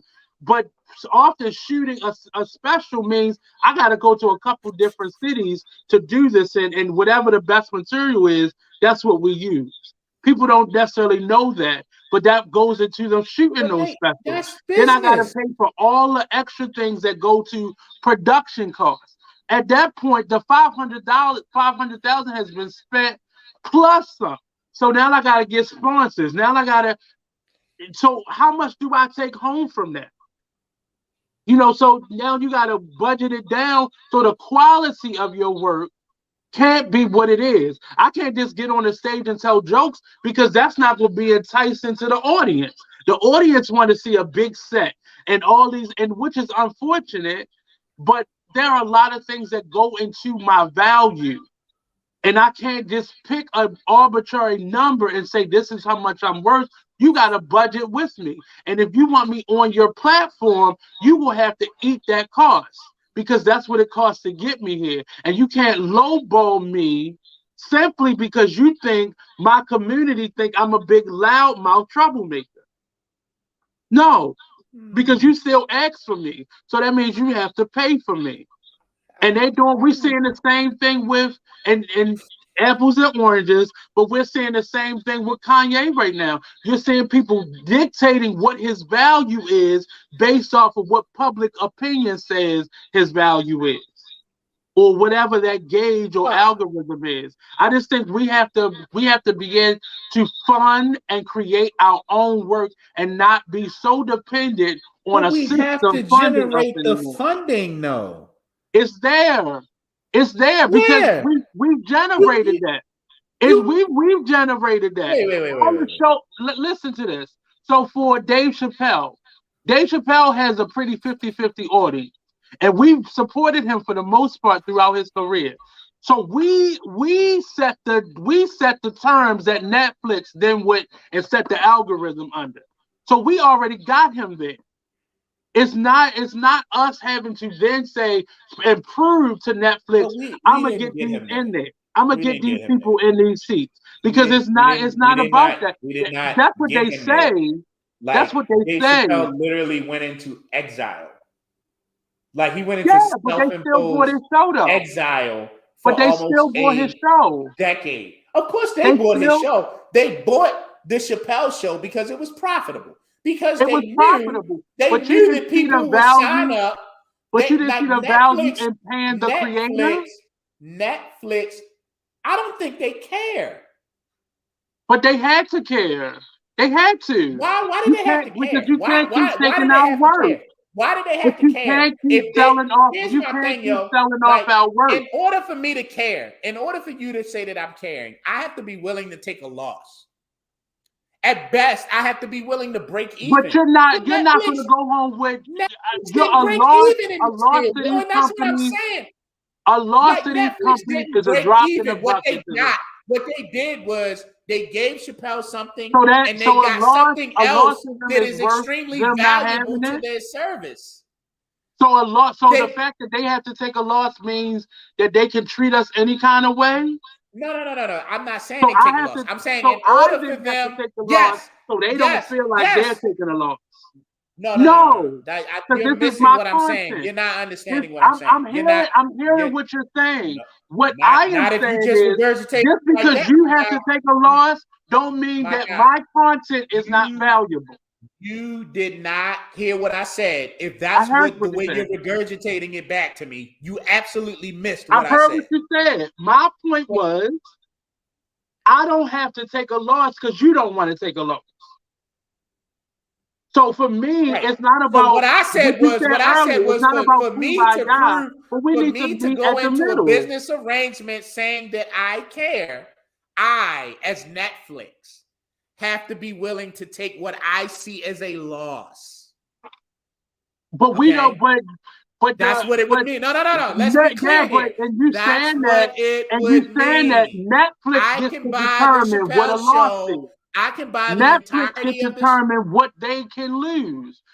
The odds are stacked up on their Exactly. side I just because they said get what to determine I what a loss see is. as a loss. I just said that. I just said what No, I see I as a heard, but loss. no, I'm saying my point was they get to determine what the loss is, and that That's to me what is not right because I you're just saying said.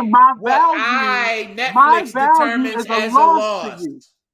But what I hear them saying is my What I'm saying is value that is a if loss I to you. buy something, Netflix and businesses all over think like this. If I buy something for $50 million, my hope is to double my money. So I hope to make $100 million. But you're gonna If I make have to that, but they split, gonna make if that. I Their buy it, loss if is not even you can't even calculate what they consider a loss because they have so no, many I just different calculated algorithms it for for an what loss example. is. I just calculated it for an example's sake. They're not going to make an infinite amount of money off of these things.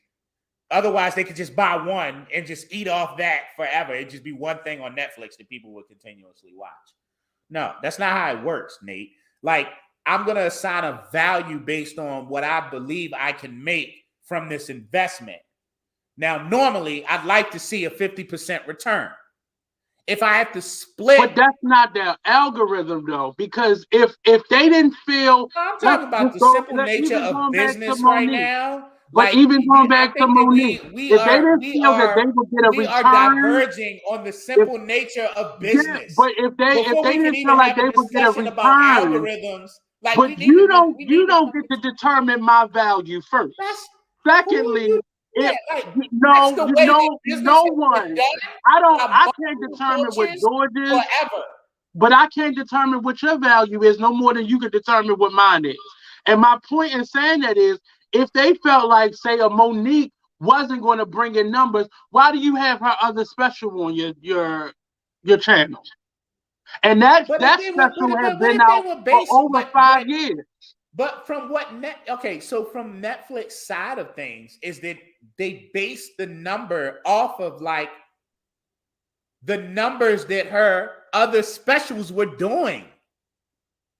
Yes, but that So special Nate, was let over me get five this years straight. old. That Let me get special this was straight. over. The Nate, special was over just 5 answer years a question for old. me. Answer one question for me. Answer one question for me. You're a comedian. You put together a 90-minute set. I'm a comedian.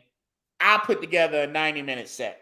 Yep. You've been in the game now for 4 years. This is your third or fourth 90-minute set. And the last two 90-minute sets that you did saw 7 million views each. Yep. And this is my second one, and the last one that I did got 500,000 views. You think we should get paid the same? Because we both put in 90 minutes of energy to create a 90-minute set? Just answer the question, yes or no. Do you think that we should be getting paid the same? But in order to answer that question, Netflix would have to put out the numbers. Netflix don't show the numbers.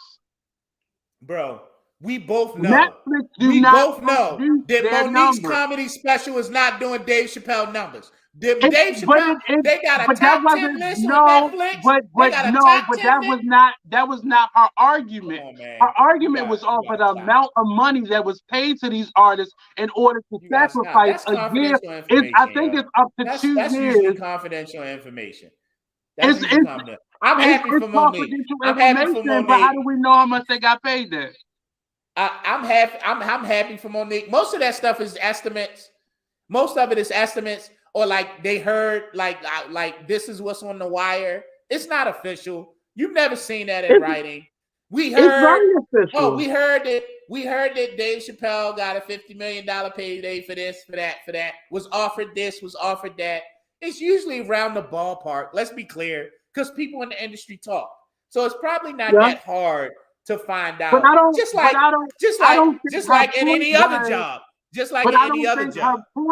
I don't think her point was to necessarily, and even though this was a part of the process, to necessarily pinpoint what somebody was making. But you don't get to determine mine, and you're not showing all these people the numbers. Because I also know what I also know about Netflix. Let's be clear here. What I also know about Netflix did not go public. If things are not doing well, they don't have it on that platform anymore. And they had her jail special on their platform for over 5 years. So if it was not doing well, they would not have had it on there. Netflix produced stuff is always on Netflix.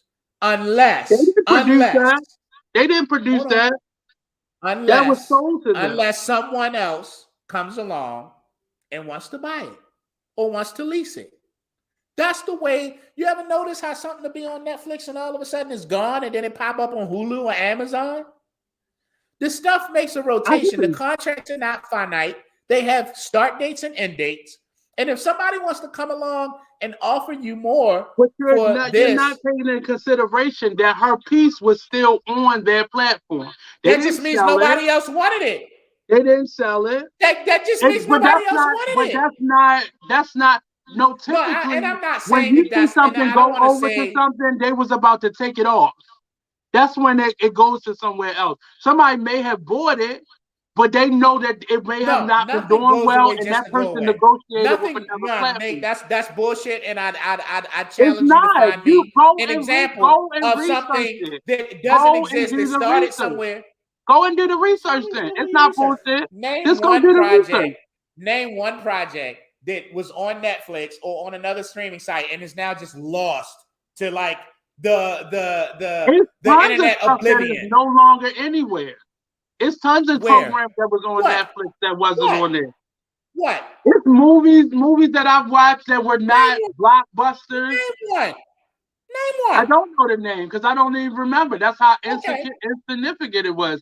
But I'm not saying that they don't deserve to get paid fairly. More than likely, when something leaves one streaming service, it usually because it's going But to it's not another always going to another streaming service though. well, That's name one how it may project. work now, Name but that's not name a how it's been project. working. Name a project that hasn't gone to a streaming service. I can name a couple, and I know exactly why they haven't. Usually they're tied up in some type of legal disagreement. Right. It's not, but it's not always about whether it's good or bad or not. It's simply because Nothing, it's a lot of nothing. stuff that has My not been point is brought that to there say is no Netflix piece or of work. any of because There's it's no tied up in, like you said, a legal matter, whether like who owns it or not, or who should be included in the deal. they're the only ones that are not There are a in lot of programs, but they're the even only ones. even with the Dave Chappelle show, he had a certain level of ownership in that where they sold it without his permission. But there have been other shows where actors did not have that level of ownership, and the stuff was just sold without them. That was in their namesake. They just didn't own. I don't feel that just because this contract was this, you don't get to keep selling my content. Now legally, you can do that. But I don't feel that that should be something that they can continue to do and watering down what is being made. I just don't feel like that should continue to be a thing. And I don't feel like we should keep on saying that that's just business. I feel like if Even I though buy the it, I own it, contract and may I'm gonna say do whatever the this. hell I want. If I buy it, I own it, and I'm gonna do whatever the hell I want with it. And you And that's can how I do feel. that. You can do That's that. how I feel. And But that has those nothing to do days with are color. coming to That an has end. nothing to Those do with days are coming to an color. end. That has You're nothing to not do going with to be able to no, do it's that not. much No, it's longer. not. It's You're not. not And going to be able to do he'll that much always longer. the only You way won't be able to continue to do that much longer because there's too much there's too many there are man, too many platforms for you to give me. I think you're missing the forest for the No, I'm trees. not missing a point. My point I is think you're simply missing the those forest for the days trees. are coming to an end I think that you're trying to why is it coming to an end? because there's too many platforms that are going to give you a better deal for your content. It's too Or many. people are just getting better at business. It's not about being better at business. I Business think it has not is. changed. No, I business think has it not is changed. because it's not like It's not. It's not like Because Monique is before there not were only a few Nate networks that you could sell Monique. your work to. But here's the Now thing, that there and are thousands of interestingly platforms, enough, there are thousands of networks, and yet both Monique and Dave Chappelle are still on Netflix. So but they didn't take and anything and for that run somewhere reason, else. They they cut could have a gone better somewhere else. deal But for with them, they that cut was the a better pinnacle. deal with Netflix. And that They was a cut a better pinnacle. deal. But neither Dave Chappelle or Monique went to Netflix. Netflix came to both of them. It's a difference. It wasn't That's like they not a were difference. shopping That's not a there. difference. That's It not is a a difference difference. because streaming services are constantly going to people. That's nothing special. It's not, That's nothing and that's special. my And to point. be You honest said with it you, like it was Dave Chappelle, something and to be a honest big with you, deal. Netflix didn't go to Dave Chappelle. They just bought his shit. They did. And They then went to he the reached out. production company. They didn't go to Dave Chappelle like, come, hey, do a No, special for they us. didn't. They went to the And it production company doesn't that he was matter. It partnering does with. not matter who initiates the deal. What It matters and what is does. It does changing when is not our all parties are ability to concerned. They negotiate sold better that when Dave deals. Chappelle went on his hiatus. They didn't sell it when he was at his high point. They sold it when he had disappeared. So it was Exactly. illegal for That's them to why they do that. would sell it. That's why they would sell it. But it was Because it's illegal, and not that's as why they ended up valuable. having to pay It him. wasn't as valuable as when they had it. And It it wasn't wasn't about Netflix. value because they wouldn't have bought it if it wasn't valuable. And that's what we have to get through our minds. They bought it when they thought they could get away with selling They it. bought it because they knew they could. Because It wasn't about who bought it. The people who sold it I to them, guarantee you the people who sold that it the to him Chappelle show and was not Netflix, for but both sale. parties knew It that was they were not for leaving out sale. one of the parties. It Both of was them knew not that they were leaving for out Dave sale. Chappelle. It was not for sale. And neither one of them felt like they were leaving out Dave Chappelle. They I can did. They promise you that. purposely did it at the time they Neither did it one of them because felt like they they were thought he leaving. was going to be obscure. Neither one felt like they were leaving out Dave Chappelle. They Neither one. did. That's why they had Dave to pay Chappelle him. came back. They didn't pay Dave him because Chappelle they came felt back. bad. Dave Chappelle They came didn't pay back. him because they And he felt said to bad. Netflix, They paid right? him because legally they had to. No, they didn't.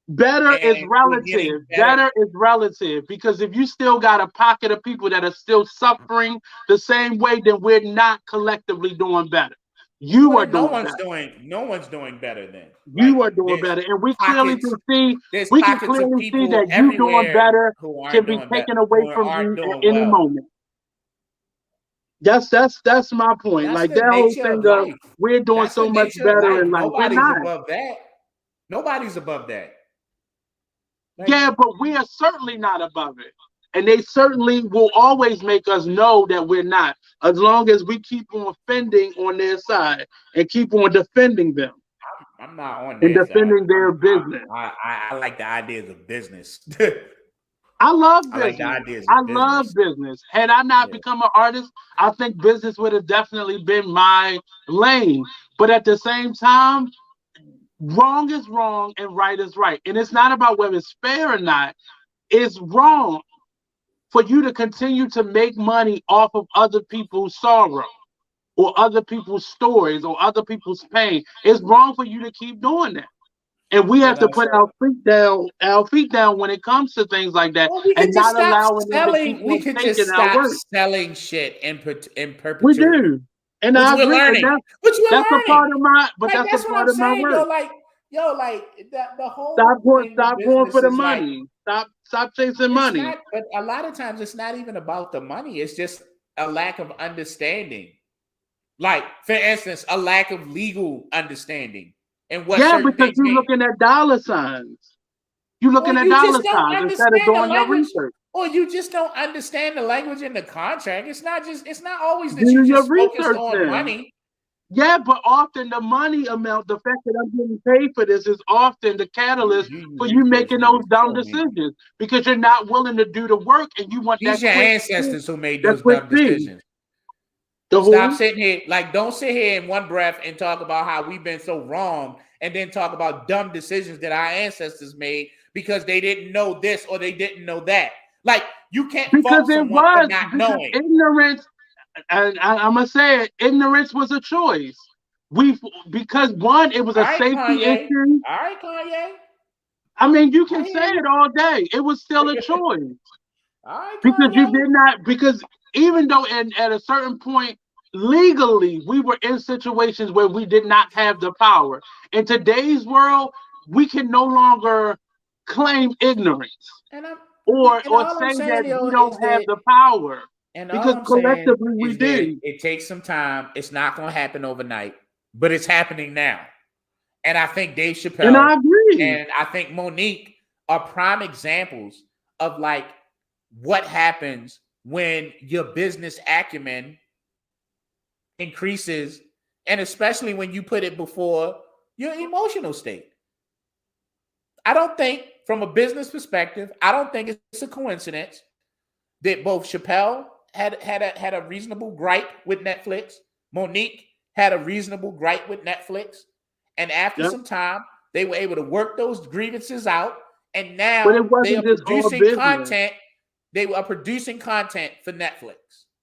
But it wasn't just all business. I think if they didn't feel anything, one for their communities and for themselves, without the feeling, the business wouldn't even have been a factor because it'd have been, well, let me just go make money somewhere else. So it's not just about business. I think the two have to go together.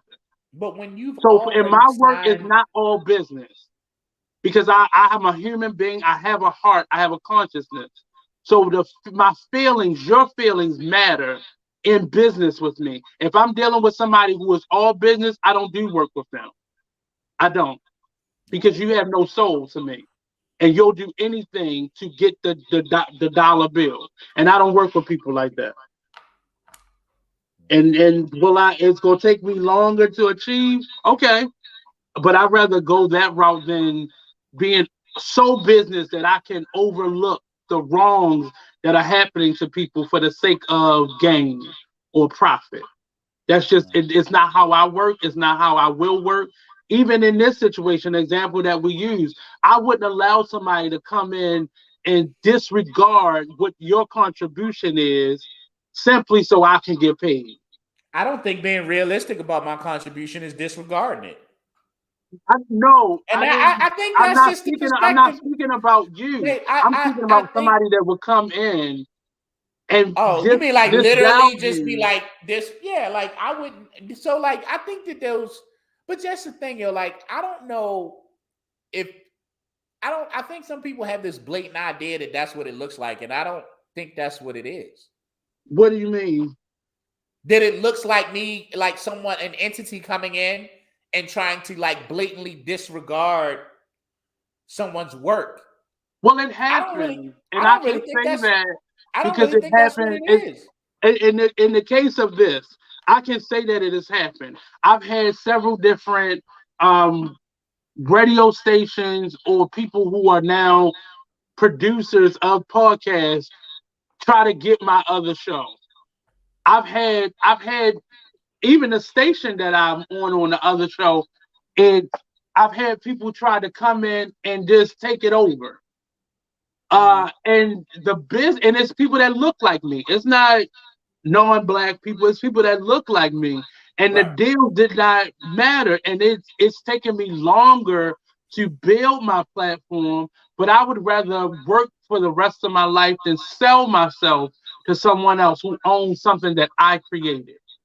So If I want to you walk away from the station that I'm on now, I can walk away with that, with my name, with what I contributed.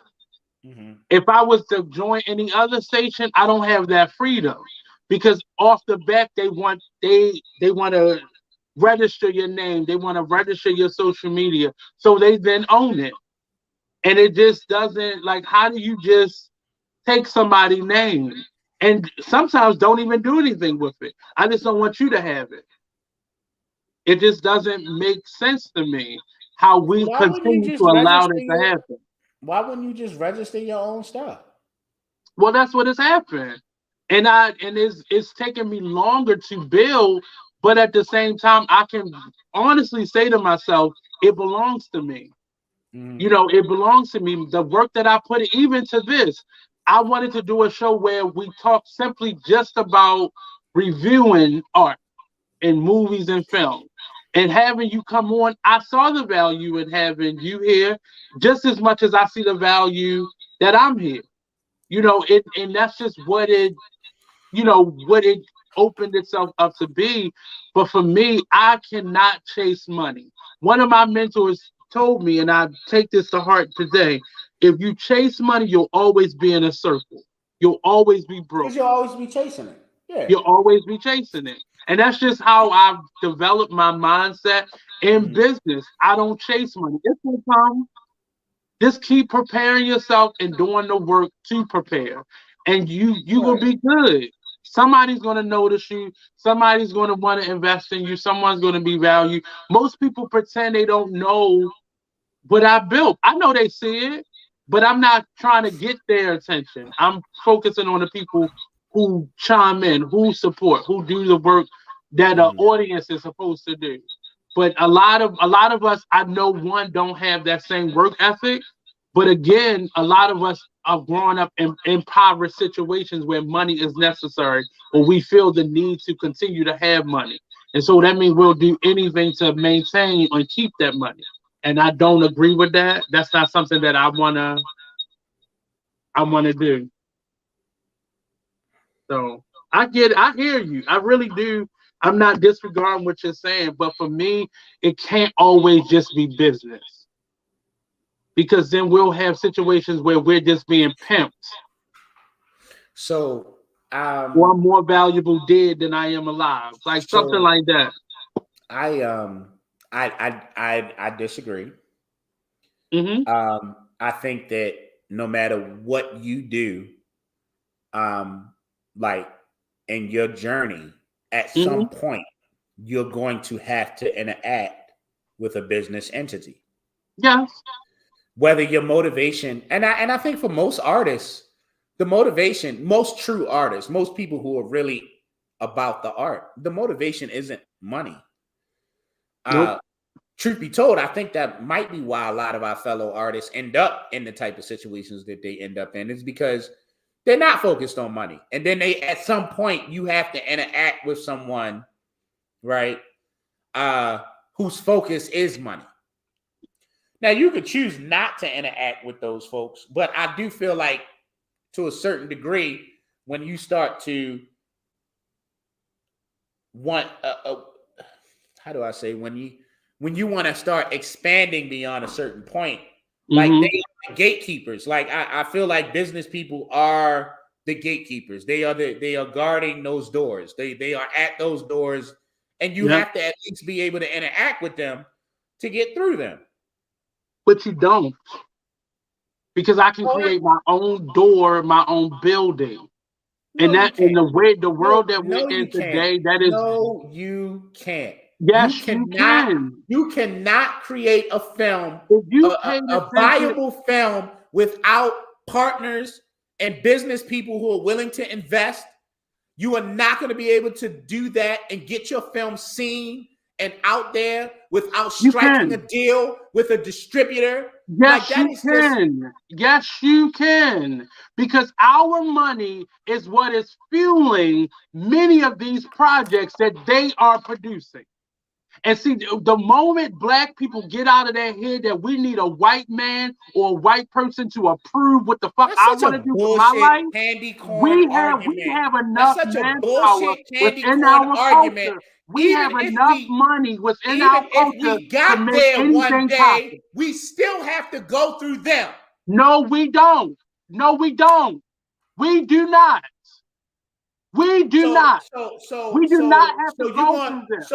We so do as far not as I have can to go tell, through them. Nate, We don't. there's one black owned theater, like in the might be in the state, but definitely in the area right now. So you think that you can produce a film and show it in one movie theater and actually make enough to keep yourself, your crew, your other actors, the people that are involved in the film going? We can certainly do that. We can certainly do that. You That's the travel, most ridiculous. That you is the travel most to go ridiculous see thing an that I NBA have ever game. heard. You travel. That is It's not, ridiculous. because we It's don't have to be in a ridiculous. movie theater anymore. It's Because I it's just worked on a ridiculous. project called A Real Nigga Show where we bought the airspace to be able to show our own film. And We who'd you didn't go buy to it from, any Nate? other Did you platform. buy it from a black-owned airspace company? It's No, not a black-owned no, because airspace, we don't own but those it yet. was. We don't own But that, those yet. it's not impossible for us to own it. I didn't say We it have to wasn't, stop. but We we have to can't just stop doing that magically to start ourselves. owning That's shit. why We have to that rub rhetoric shoulders right there with is the why people we who won't already achieve. own it. That We have rhetoric to right buy now it is from why someone. we will never Sir, overcome the you obstacles have that we have to constantly buy had it. to You have to overjump. buy it from someone. No, You have to buy it from someone. no, you can create it yourself. You can The create airspace. internet You is can free. create. It's Hold not up. regulated. No, no, It's no, free. The no, internet no. is You free. can create. The internet You is can create free. We airspace. didn't buy You can internet create. time. We You can bought create the airspace. funnel to get You to can the create internet. airspace. That's And what was who'd you buy paid it for. from, Nate? And who'd you buy it from? And we can This own is the my same point. company if This we is my stop point. underbidding ourselves and trying to do We can everything that the white man absolutely, is yo, telling us to do. We Nate, we don't can own need them. everything. We We can don't own need them. everything. We don't And need you're right. them. But the We don't truth of the need matter them. is that in order to get there, we absolutely have to go through them. We don't. And I don't know why We do y'all not so have scared to of go that. through them. We I don't. don't That's know the why. lie that they have told us. We don't have to go through them. Okay. There's a So, black so internet streaming company somewhere in this country. It's somewhere, and I'm gonna find it. I'm gonna find it just to show it to you. And if enough of us support them the same way we support these new black banks, we won't need them. I'm not talking about where we presently are, because right now we are a slave to their social media, to their portals, to the internet. The we're order not that no slaves one to owns the anything. internet. No We're one not owns it. slaves to anything. But We people are. do own the Your platforms on the mindset just internet. said that. Your And my mindset mindset, just said we need them. you can throw those insults all you want, sir. My That's what you mindset just said. absolutely, That's my what you mindset just said. You absolutely said we understands the need them. reality We need of the them. You situation. just said They've we had can't do it without they've had them. a You 200, just we've had said a that. two. That's right. And I stand on that. And I stand on you that. shouldn't, Because that as an internet space, artist, as an artist, as a that father, you internet should not platform be standing you on that. bought from somebody, you bought from a white man. Just admit that shit. Yeah, but there All right, are stop. black Stop. portals, So and you they're didn't go out and basically find, portals you to the didn't go internet. out, No one you owns didn't the go out and internet, find, George. you Nobody didn't, owns it. you didn't go, Nobody owns somebody it. does own it. You just said we No, they paid. What'd you don't. pay? They What'd you own the pay? portals You to paid the get WAN? to it. They You paid the own the WAN? portals to get to it, but they don't own the internet. Oh my God. Like, yo, you There really are want to there sit are here black and cable argue companies. over There these are stupid black ass media semantics? companies. Sir, if you want We a don't need website, them. you got to build one. Guess what? All of the website building joints, most of them are white owned. If you want to, No, if you want, no, they're not. The person who's building my website right now is a black person. and what platform are they using to build out your website, Nate? Do you even know? Let That's me what I'm just saying. let Yo, me like, explain this why to can't you. we admit that with a It's not. 200, It's not. It's with a not me admitting 250 anything. I year head know. start, I know that other cultures have a conglomerate on us being able to do and they most of the still things that rub we do. shoulders But with it's white not men, yo, impossible. It's not impossible until we get rid of that bro, slave bro, mentality bro, bro, that bro, we need bro, them because we bro. In don't. Baltimore City We alone, don't. In They Baltimore said the City same thing alone, about in banking, Baltimore and there City are over 30 alone, black in the banks in this 1970s country. and We 80s, don't need them. in the Where's your 1970s. money at? What company is your money in? In the What company do you 1970s use? and 80s. You're not gonna make this a personal thing, Nate. It I'm is not fucking with you on personal. that. I'm gonna It's just tell you some personal. facts. In Because 1970, in the I 1970s kept and the complaining about 1980s, white banking systems until somebody said, well, there are black banks. So my money is no longer in anybody's white banking system at all. I can say honestly for myself that I will never put my money in another white institution. Not a Bank of America, not a nothing. I'm not doing so it you bank with anymore. Harbor Bank. No, actually, my bank is not Harbor Bank. I didn't like their resources, so I had to find a bank that had the resources that I wanted. Now, is that bank here in Maryland? No, it's not. So I can't go into a chain, but I do all my business online. And that's That's what I've fine. been doing with the other banks this whole time. I But rarely don't you go realize into that's a something branch that you can, anymore. yo, that's something that you can only do in the last decade or so? Like Well, 100% not online for the banking? most part. It's been It's about not that even amount of something time. that was But Harbor possible Bank or has been feasible around for for much most longer people. than that. I said 100% online banking is something that wasn't even feasible until about 10 years ago. Well, it's not. Well, there is a chain of these banks, but there is a smaller amount of them. They don't have a location here in They don't Maryland. have it. Exactly. So you 100% bank online. Right, that's what I Yeah. said, and I'm Listen, comfortable with all I'm that. But saying, that's what listen, I've I'm been not saying doing. that it, listen, That's what I'm I've not been doing saying for it's not over 10 years possible. I anyway. have the same vision as you, but the truth of the matter is, yo, that You can't do it. You have in most children. You cannot areas, say that. if it hasn't been built, it hasn't been built yet. And all of the cultures that are doing well, that's why they're doing well. Because when they have But to, it's not they impossible rub for us shoulders. to They have. rub And shoulders. if anything has ever encouraged me more to fight for that, it's been this pandemic because I've seen more black businesses be built in this time than ever before in my life. I live in Charles You sure Village. that's not because you was just I sitting live at off home with of nothing to do and you were able to pay no, attention more? no. That's And a how many of small those black percentage of it. businesses are But still people around had the now? time. They And had how the many of time. those They had the businesses are still around now? desperation. They had the money to be able to do for themselves in this And moment. how many Many of of them us are could still not around go now? outside. How Many of many us of them are could still not do around anything. now? As an artist, all my work was stopped. Everything that I was doing as an artist stopped. So I had to focus on learning production, learning technical things with these softwares. Like I had to learn those things. So I understood where I was learning them from, but it's Our not people's ability impossible to for us learn to is do not it for lost on me. ourselves. Our people's It- ability to learn is not lost on me. I know that we can learn. I no, know no, that but we we can have to do whatever we we have to set have our an mind. attitude and a focus that we are building this for ourselves and for our children and the generations after us. That's what our focus, because at some point somebody has to sacrifice. And we can't keep on, okay, I'm gonna just work for this company. If you keep doing that without thinking about how to do it for yourself, I saw more people leave a job and start that same type of career for themselves. Now that's not a new thing. I was That's, raised around entrepreneurs, that's all but I we have to also do know with the them. value in us doing it for ourselves. But We that's just have all to we have to. find our stuff. We have to find it. We really have to find it. Like it just we have to figure out how to find it for ourselves. There's a fabric shop that just opened in Baltimore. So no longer will I be going to any of the other fabric stores in this city to buy my fabric anymore. When I can support this one black business. Now, wherever they get that fabric from, I don't know. But I'm gonna support this black business. I'm just saying. I'm gonna support this black business. So No, yeah, I've like learned this I've is a learned perfect specifically argument for throughout you. this. It's a perfect You said argument what? for you. It's a perfect argument for you because you want to turn everything into a personal vendetta. Like, are we It's talking not a about our vendetta personal? though. Let me When ask you it this: starts with me, Are I we can't talking speak for. about individual? Are we It's talking about personal, individual personal decisions, but or are we it's my talking about personal larger? decision. Because the truth of the matter is, yo, like based on your logic, we got to start doing for ourselves, and we don't need them. We don't. If the fabric store is sourcing their fabric from a white-owned company, what that mean? Well, I didn't say. I said I'm just wherever they get it asking. from.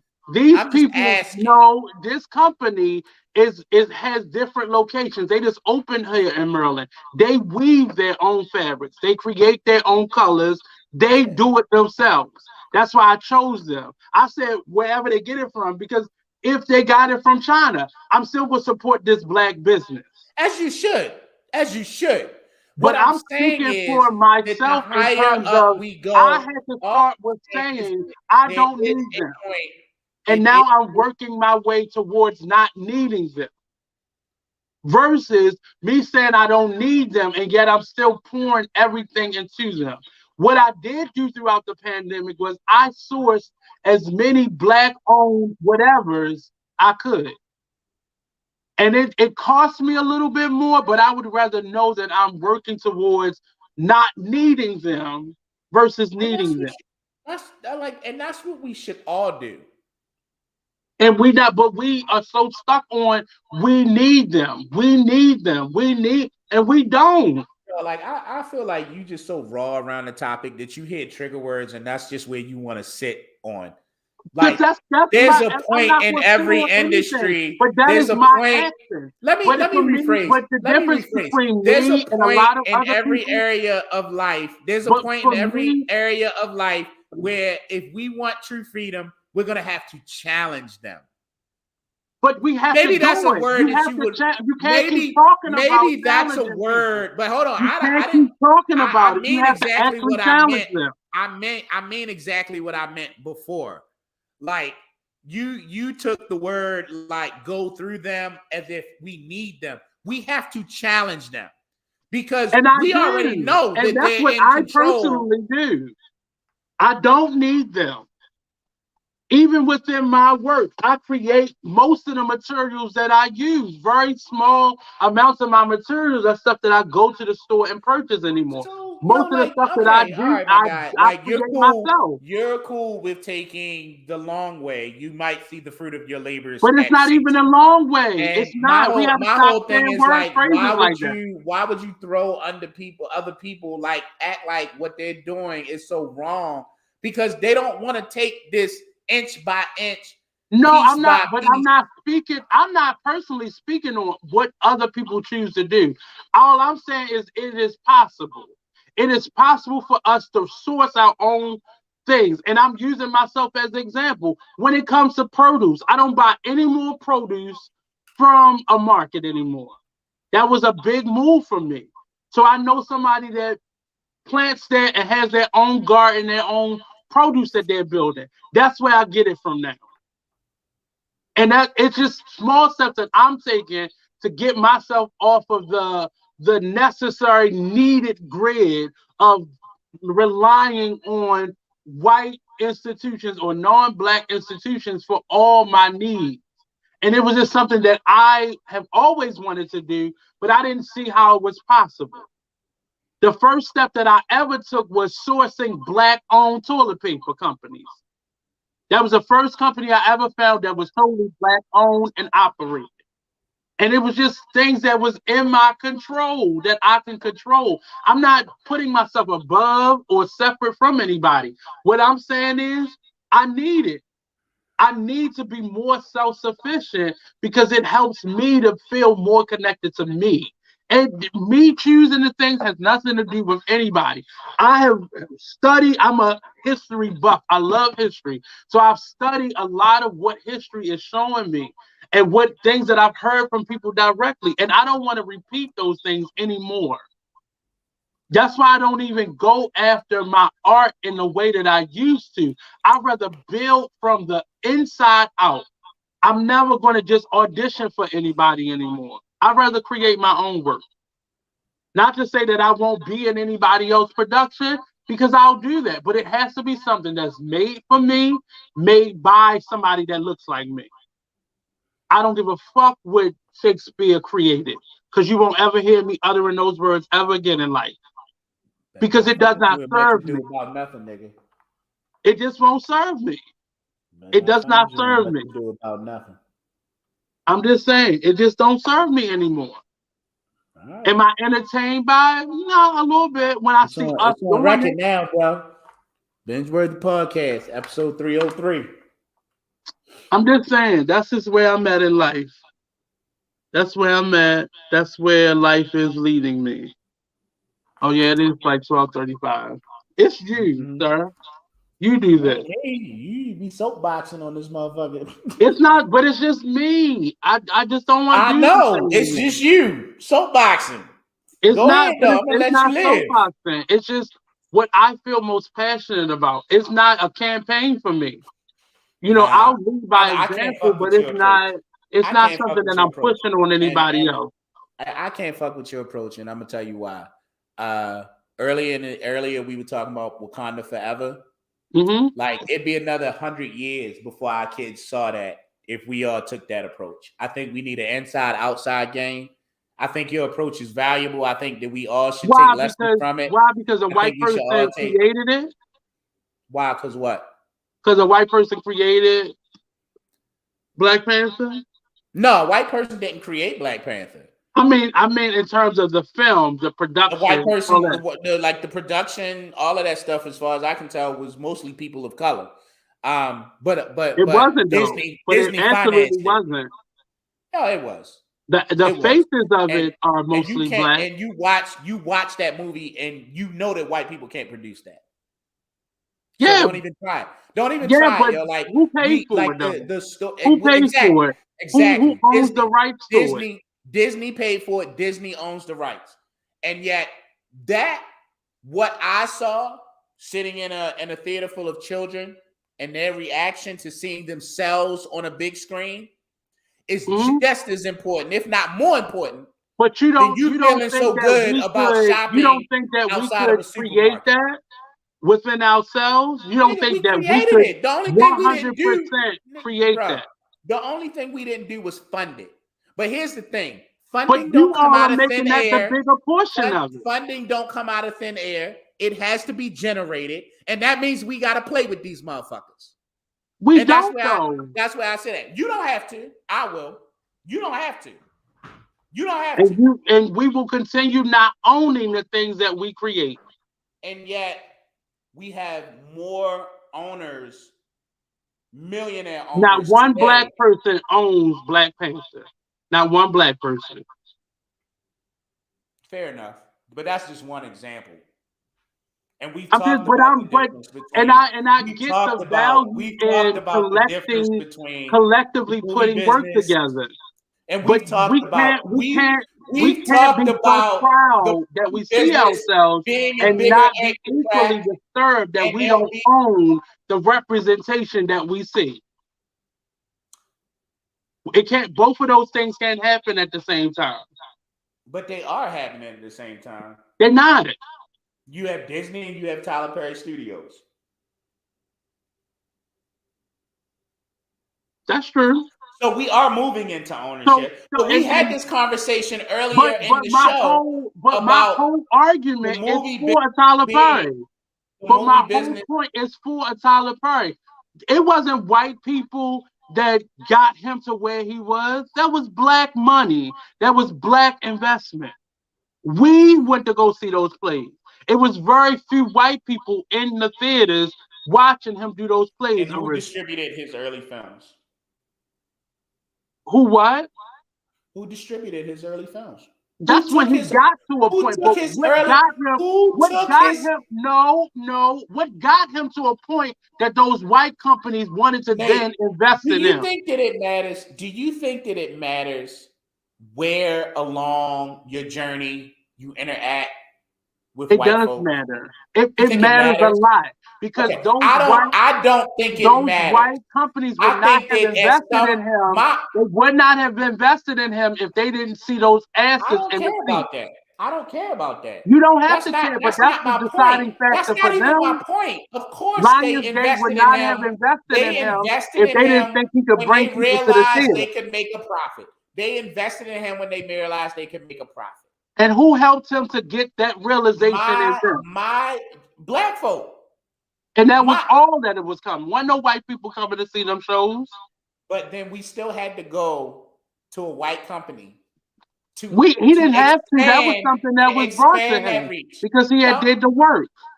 in order to move into film on that level, he had to partner with a white company. He did not have to partner. He could have kept doing what he was doing and still making the same amount of money that he was making. I mean, No, he could not he have. could have. He could He have. could not have. He could not have. How Let's many see. white I'm just investors gonna do tell you you think you're wrong. Master P has? I'm just gonna tell you you're wrong. I'm just gonna tell you you're wrong. That's why I you don't mean, see so many we black. can keep making them our savior all day long. I We can don't keep think making them that. their I savior. don't. I don't. I don't think that makes When them it was our our savior. initial I don't investment think and that. supporters I that don't got think that people makes to them a them. savior at all. I think that Tyler Perry got to a point where he could utilize that system to then move And I on to don't think owning his anything is own. wrong with utilizing it, but the difference between Tyler Well, Perry that's what and I'm many of the talking other about. people that utilize his work, I think Tyler that Perry Dave still owns Chappelle and 100% but of his work. that's the whole That's the point difference. that I've been making. Like, I think that Dave Chappelle and Monique are utilizing the Netflix platform to I increase didn't say there was anything their wrong with that, positions.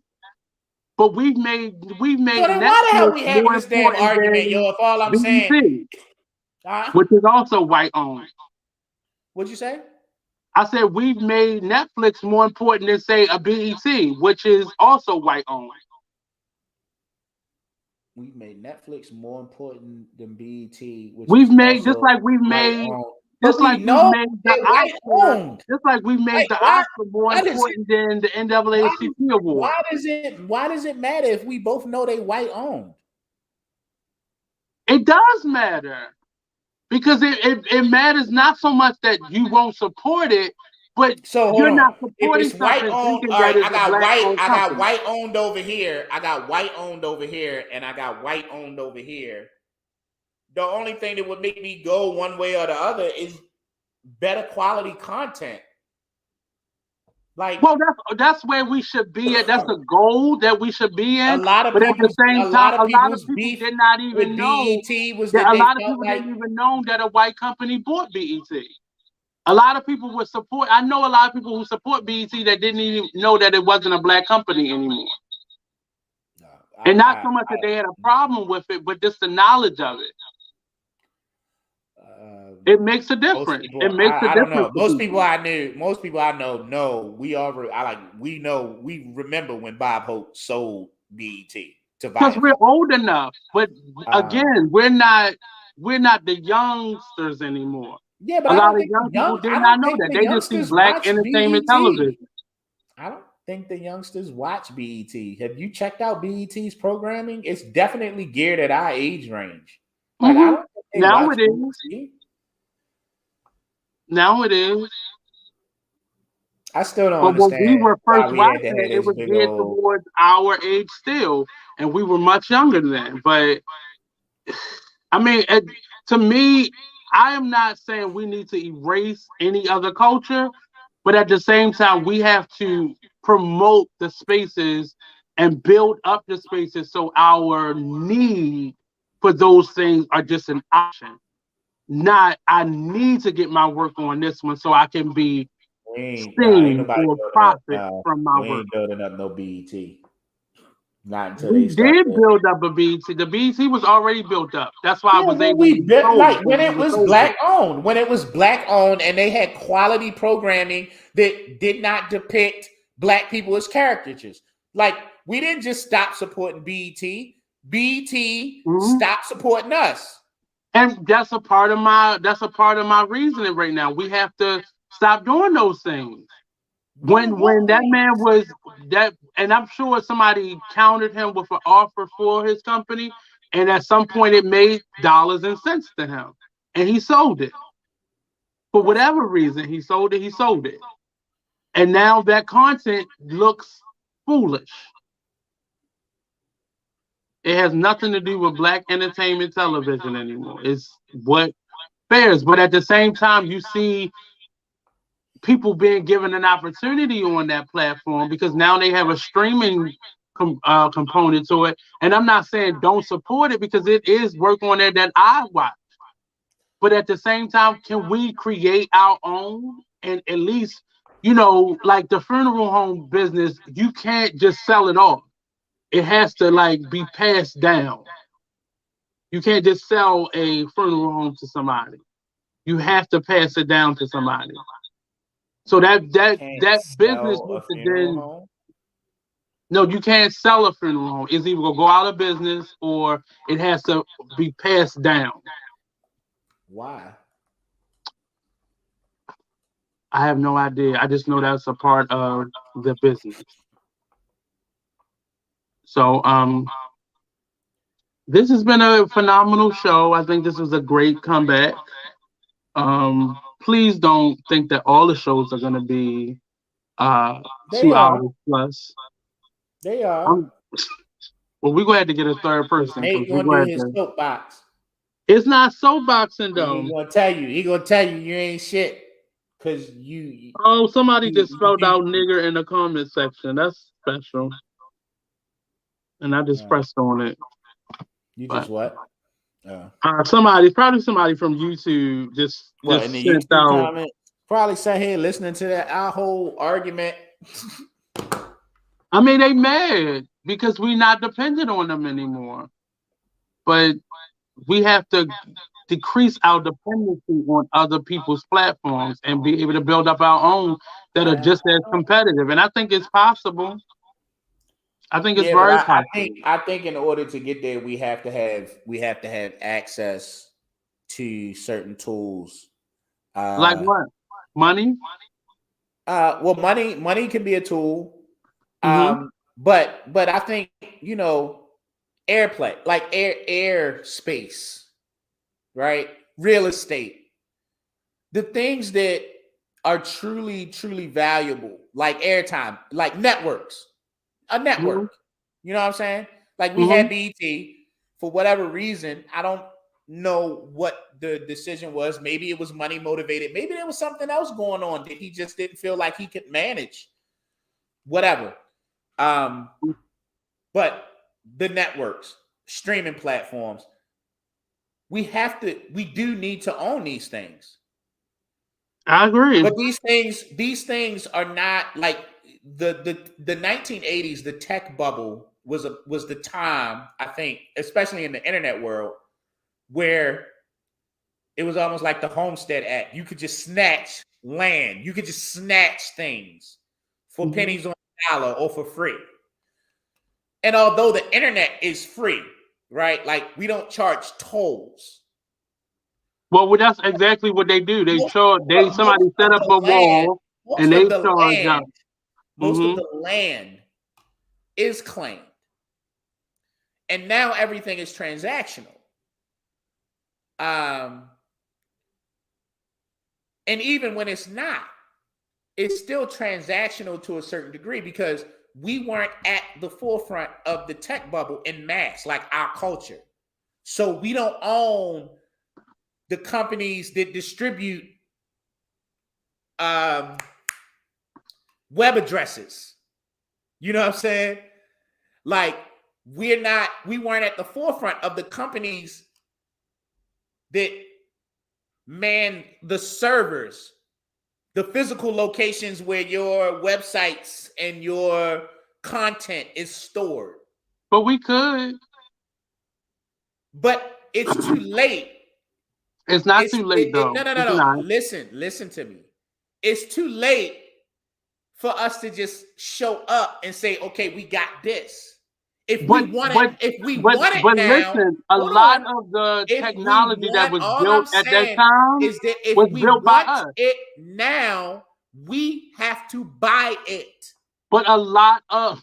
But what I'm saying is we were present, not in numbers, but we were We weren't present present in at the mass, Joe. origin of Like, a that's lot a of whole different. technology. Can we not go down that road? That's a whole different No, but argument. I'm Like, the trying to scientists who correct worked what on you're the team, saying. the scientists who worked on the team of people who discovered X, Y, and Z is not my fucking concern right now. Because none of It them have should be, ownership. but None of them have it ownership. should be because those things have not Goodbye, man. changed. Goodbye. We are Goodbye. still at the Goodbye. forefront of a Goodbye. lot of Goodbye. Good night. innovation. Good night. Yeah, Thank you for but coming. you're not Thank you for listening. coming. I'm We're logging out. at the I'm not fore, listening anymore but because we're I'm at not the going down the forefront of same a road lot of with this you.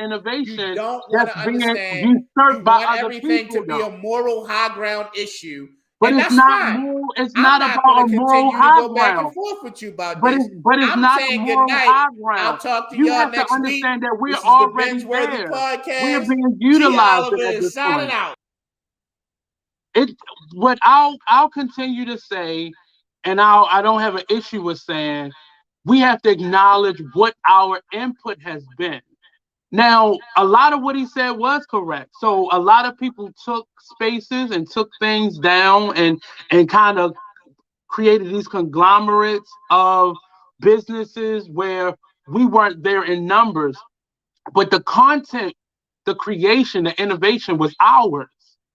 Was as individuals, people created those things. I think now is a time that we really need to focus in on how we are showing up and still being at the beginnings of a lot of innovation and in terms of music, in terms of apparel, in terms of concepts and creations. We just need to show up for our individual creators the same way that people showed up for their business people back in, like what he said, the 80s and the 50s and so on and so forth. We have to show up for our innovators, those people who create processes and create new ways of doing things. We have to support them, not getting deals, not getting discounts. We have to support them. So I get what George was saying, but at the same time, we are already there. And we've been there in terms of being the inventors, not on a team of people, but we invented those things.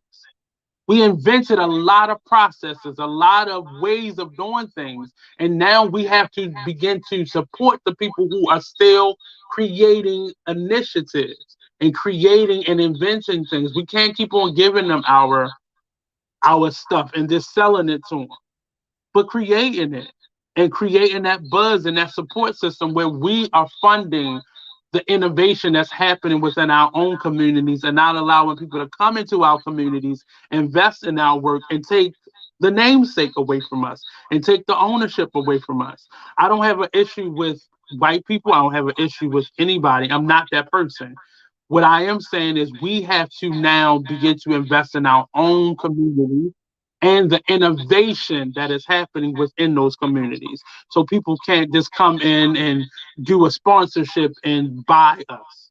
Um, and with that being said, this is the end of episode 3, season 3 of Binge Worthy Podcast. We'll be coming back Tuesdays uh, around this time, around 9 o'clock, to do the show. So please tune in. Please like, share, subscribe, and tell a friend. Again, I am here. Support and do your thing. Peace out, people.